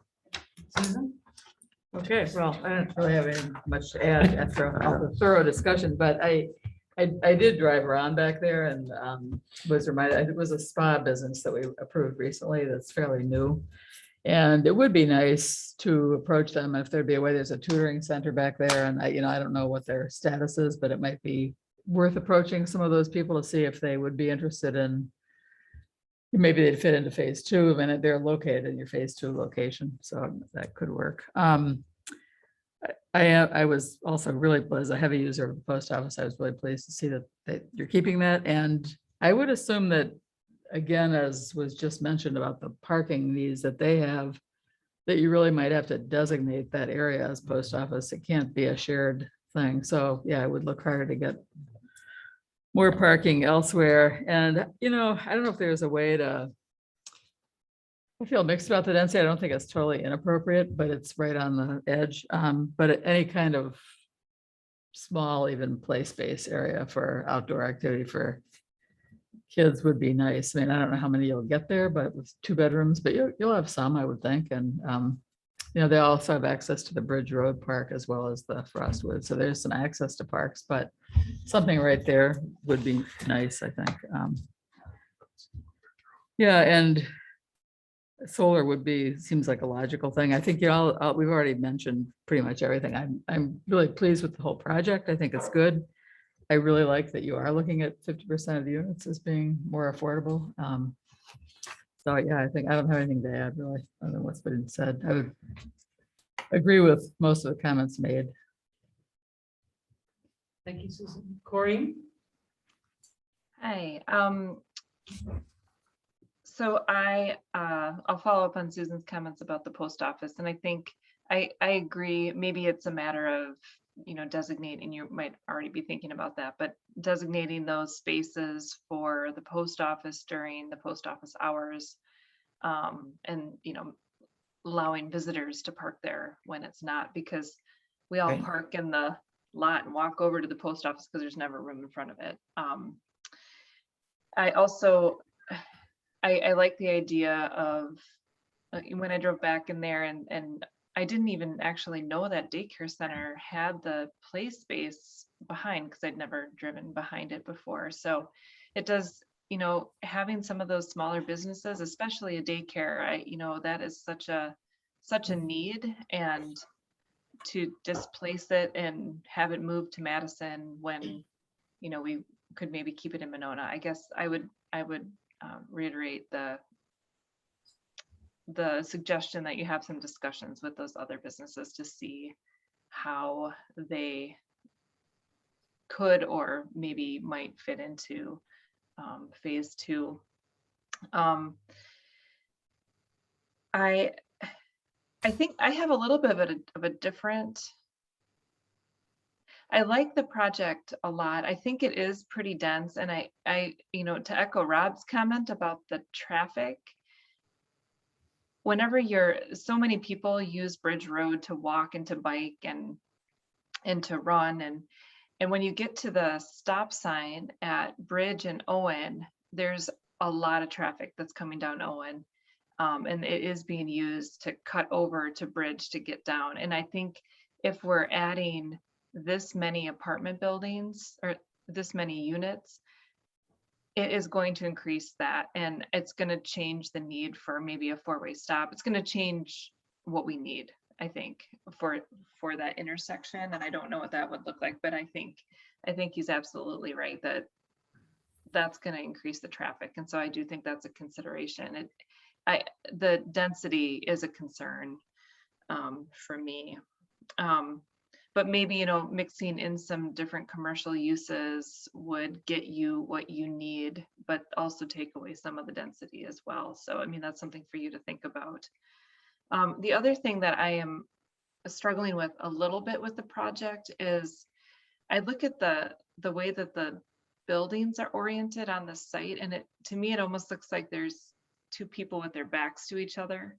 And I've been sitting here listening to everyone's comments, and I don't have a good suggestion other than, right now there's the common area for building 1, which I think is great, but it would be hard for the folks in building 2 to get over to building 1. And maybe you're going to do something similar with building 2, but then you have these 2 independent buildings instead of having like a shared community of residents that live in the same area.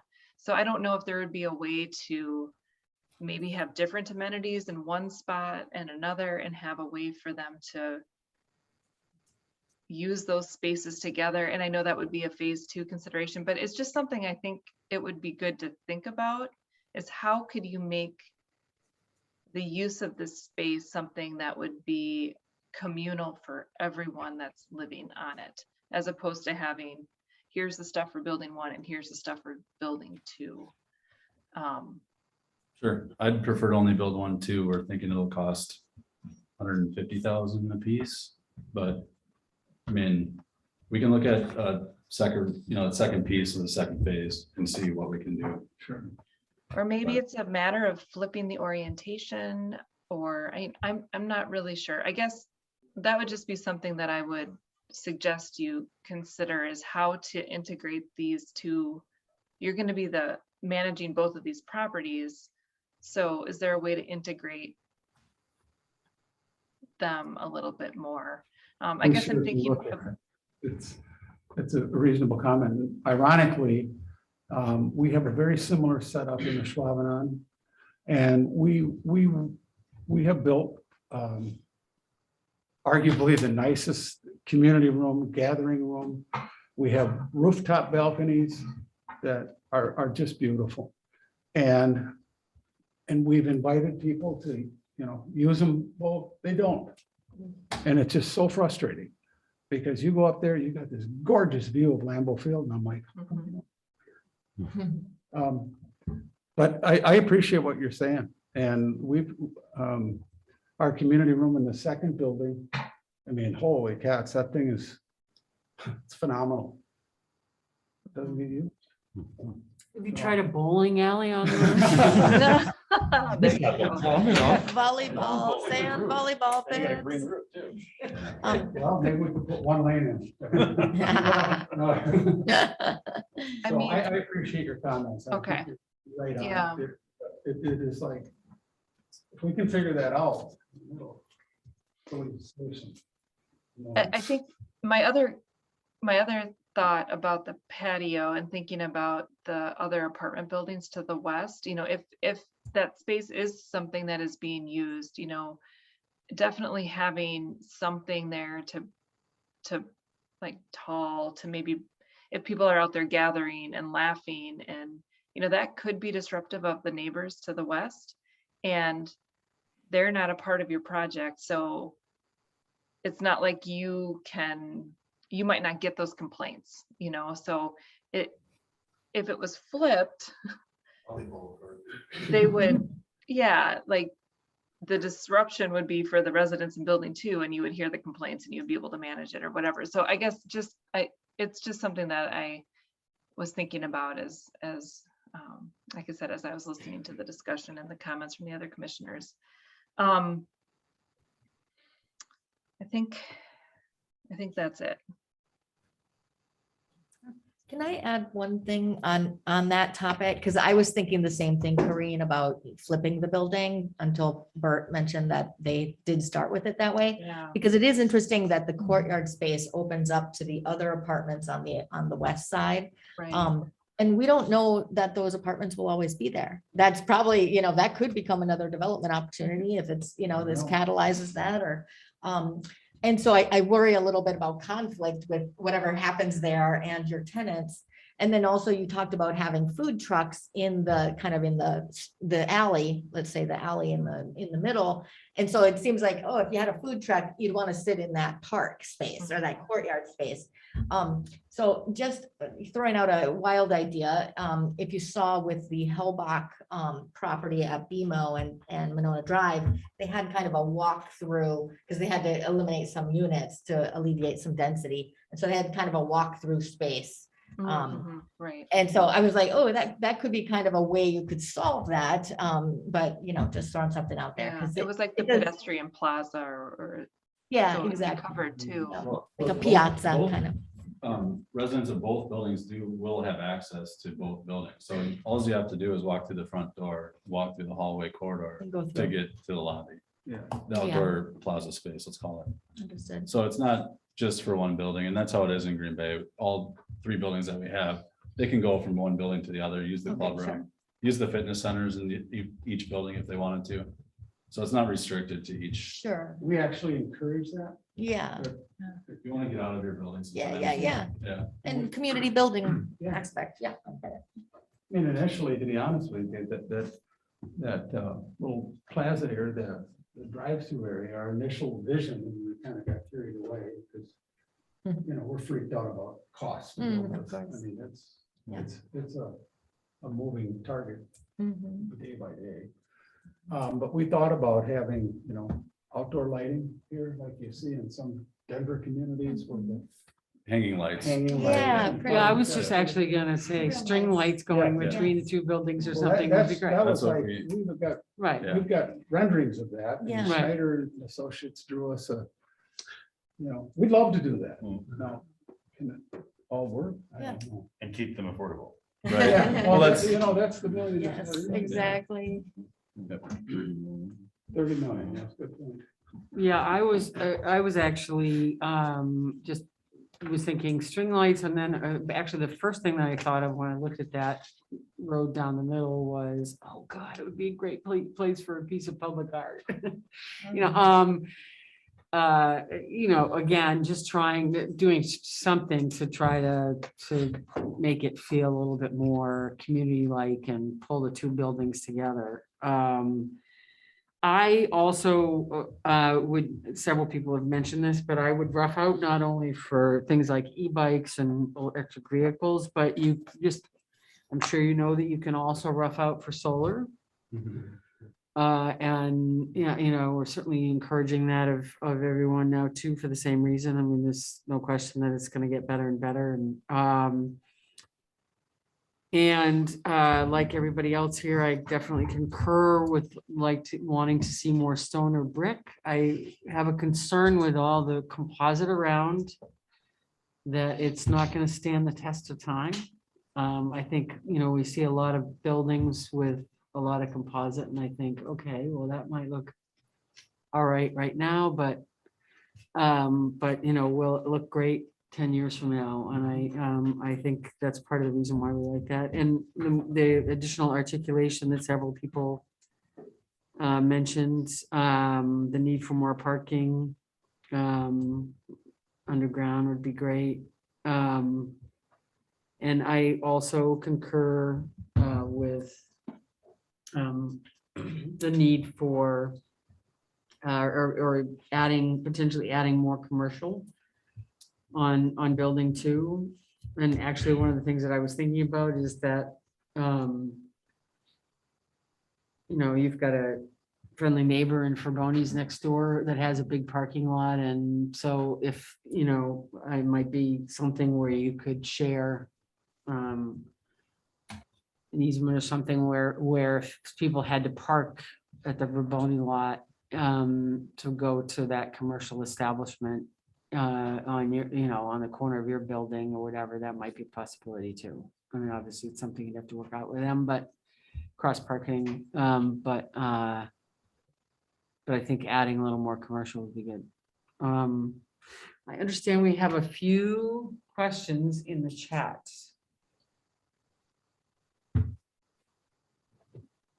Which, if somebody could pop, You guys would have access to. yeah, you guys can. I can also read them out if that's That'd be helpful. fantastic. Thank you. Yeah. Thank you, Elisa. So we'll just start at the top. Unless it's. That first one is from the other discussion. Yeah. So the first one about this project was a question just about how traffic would be handled on at the intersection of Owen and Monona Drive. Just concerns about people turning left onto Monona Drive or having to wait, and how the increased traffic in the area would affect traffic in that intersection. I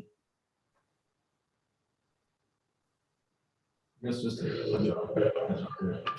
I don't know if there's going to be increased traffic given the current use or what it's been for 45, 50 years versus a residential apartment building.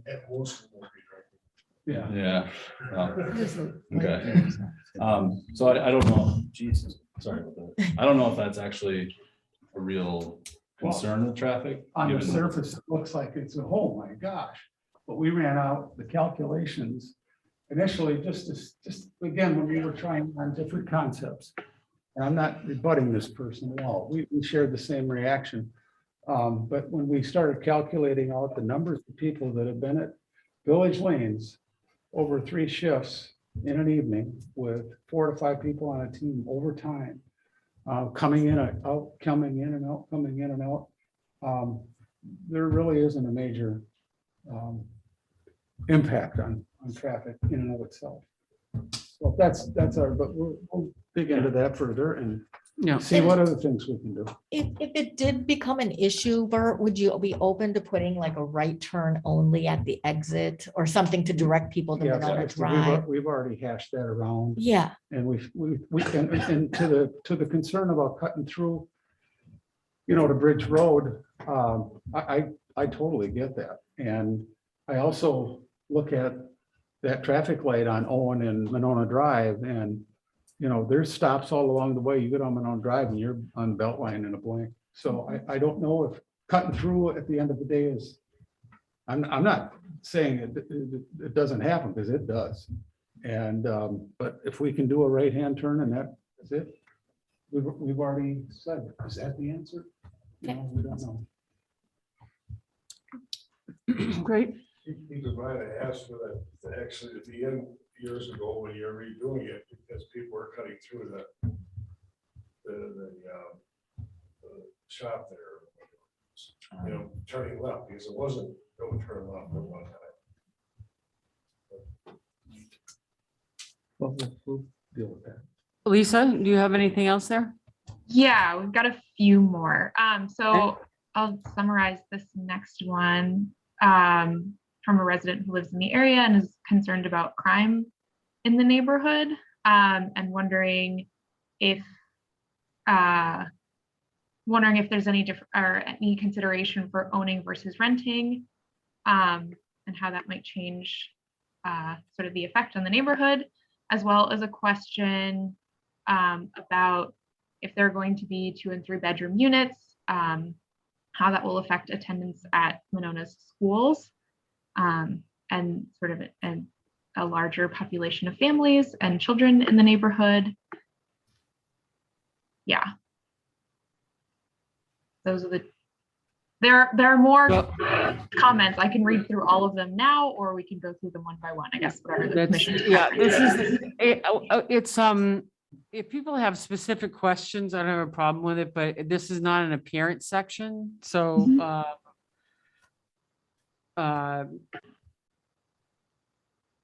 so I guess my sense would be, I appreciate that if the person, this is just a pre-hearing, this is just the beginning. I encourage this person to come back to an appearance when this proposal comes back, more detail comes back before us. If it comes back. If it comes back before us. And then they can raise those questions or write in before the meeting at that time. Yeah, absolutely. I can drop some links for future plan commission meetings and where they can find future agendas. Fantastic. Thank you very much.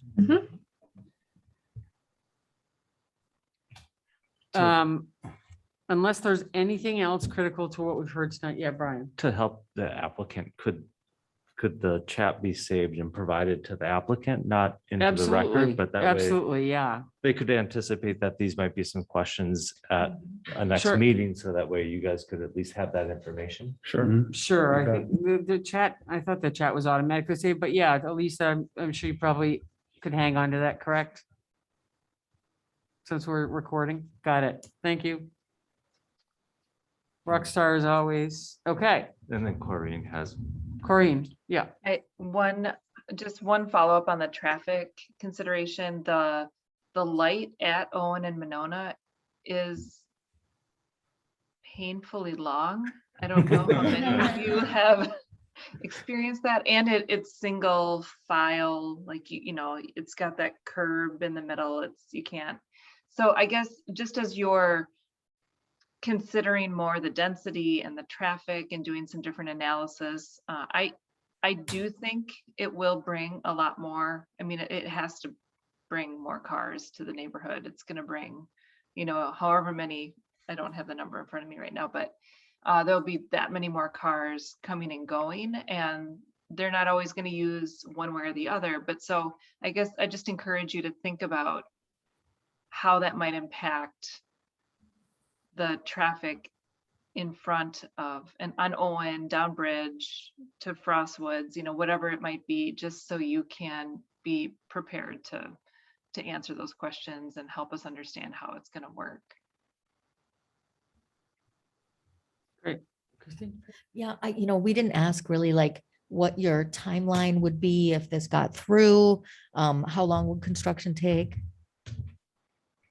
Well, I mean, the timeline from our perspective is as soon as possible. I mean, construction costs are Going down, right? Oh, going down. I don't know what you're reading. And then there's interest rate risk that, Yeah. Developers keeps them up at night. Yeah, sure. So those two things in mind, I mean, we're looking to go as soon as possible. Okay. And construction of phase 1, would you say? About 16, 17 months. Thanks. So. Chris?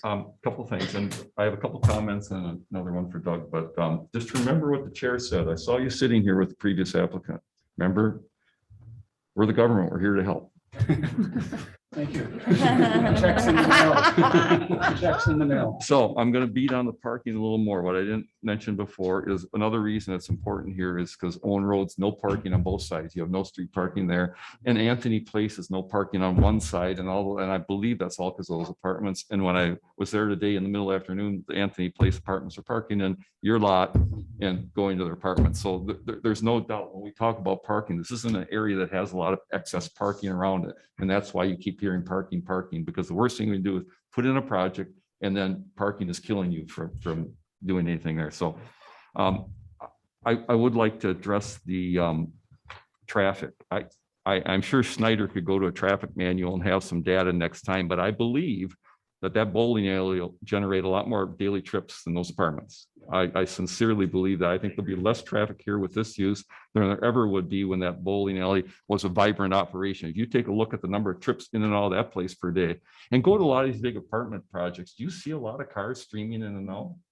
You don't. And there's manuals, and I know if Snyder's still on, I'm sure they could just, I'm not advocating a full traffic study. I don't think it's necessary here, but I think they could get some numbers for the daily trips would be generated from a facility like that compared to an apartment building. I think that would take care of a lot of people's concerns here, because I don't think a right turn only would be appropriate there. They're Monona residents and they're going to want to go both directions. People that come to the post office, all the Monona residents I see, I'm there, 2/3 of them go back to the left to go back into Monona from the post office. I don't think a right turn only would be appropriate there. And I think if we can just, I'm sure they can just get a couple traffic numbers that would ease everybody's worries about the traffic. And I think you'd find that there'll be less traffic coming out here than when Village Lanes was vibrant and operating at full tilt. And then my last comment, Doug, is we didn't address it, but I believe you're right. I believe this requires a rezoning. I believe for your sake, I think the GDP PIP process is the appropriate ones, especially since you want to phase it. Only thing you need to remember, GDP, PIP, we approve it. We recommend approval and it goes to the city council where they do final approval. So all in favor, say aye. Let's see. Nope, it's not been noticed for approval. Yeah, let me just say too that I want to go back to something that Christy mentioned, which is the other development that came before us and the cut through the building. And I say that because, I mean, I understand that you have hallways inside the building. But if I were a food truck, if I was gonna get lunch at a food truck or whatever,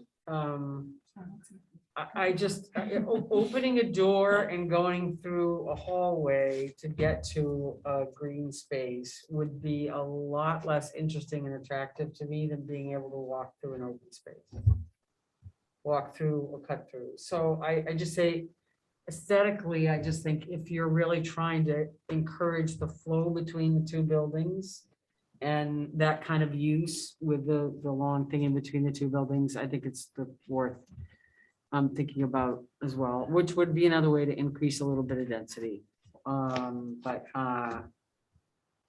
in the case, does anybody on the commission have anything else?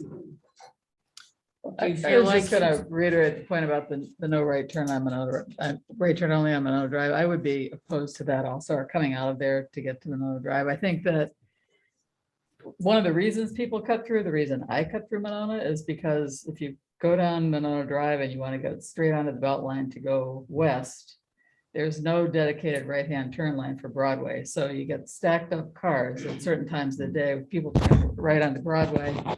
And the traffic just backs up on the drive. So I think people are going to go find different ways. And I'm not real concerned about either. My first house in Monona was on Panther Trail, right near Bridge Road. There has always been a lot of traffic on Owen to Bridge, and there always will be.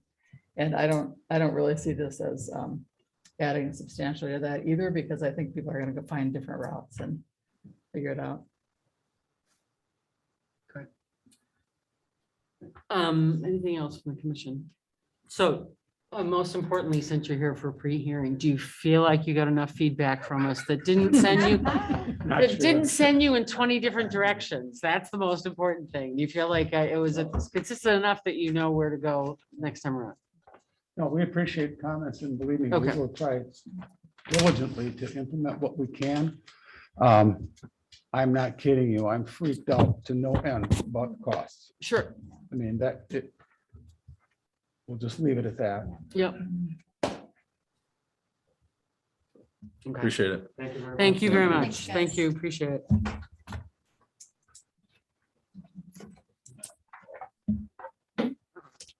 Reports of staff and commission member staff report. Thank you. Just combining a couple of these sort of project updates rolling into economic development. A couple things expected in January. I know the Monona Drive project, the neutral project, the Spring Haven one, is targeting a January 24th pre-hearing or continuation of the discussion.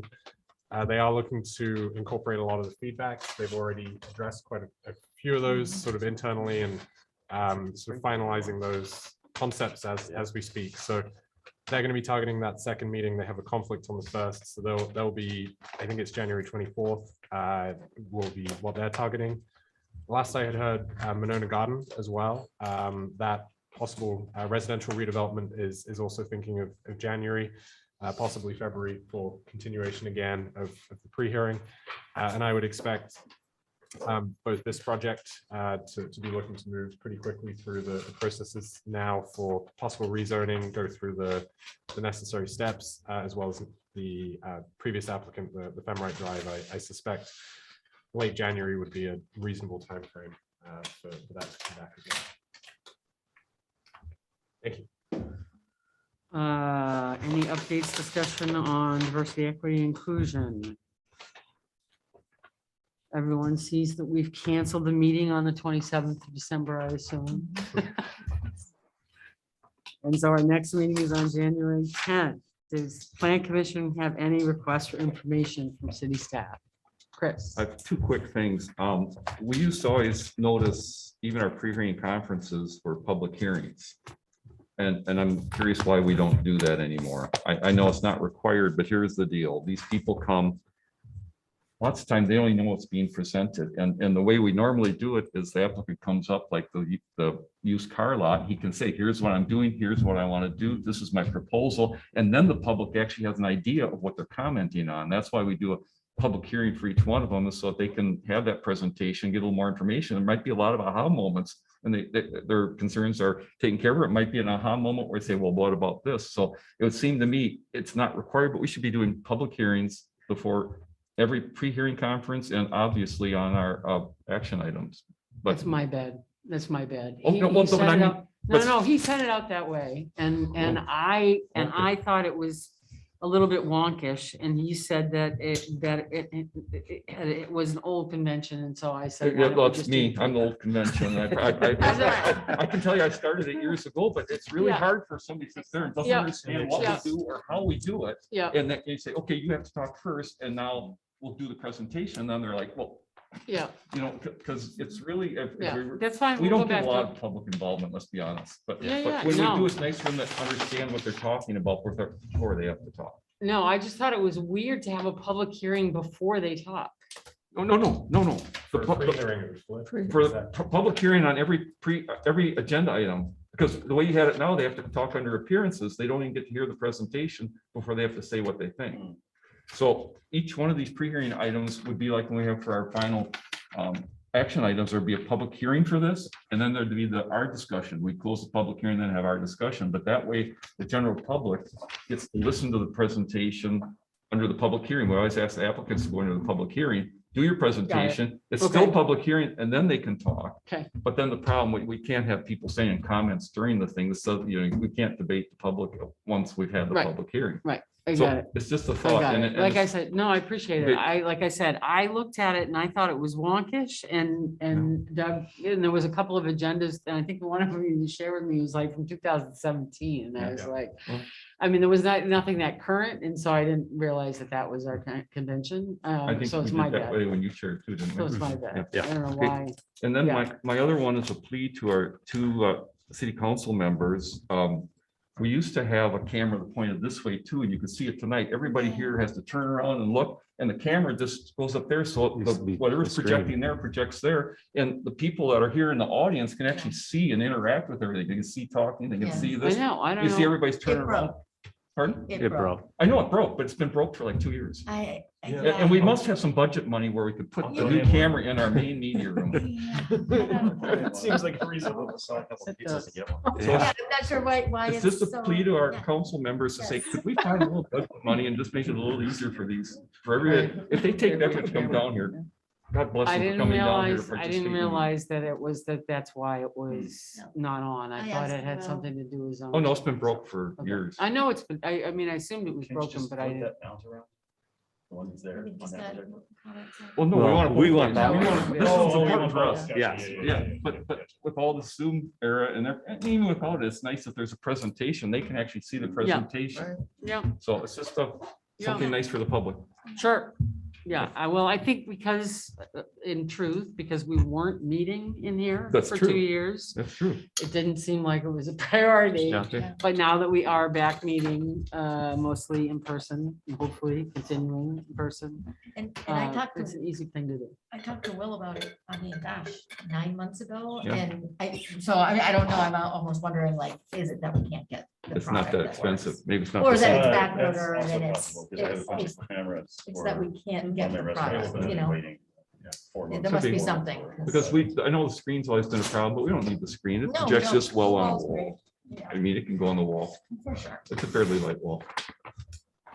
Thank you for Uh, letting me go on. Anything else? Yeah, no, I appreciate it. Well, anything else? Okay, do I have a motion to adjourn? I move adjournment. Do I have a second? Second. All those in favor say aye. Aye. Aye. We are adjourned. Thank you. Hour and 15 minutes. All right, bye, everyone.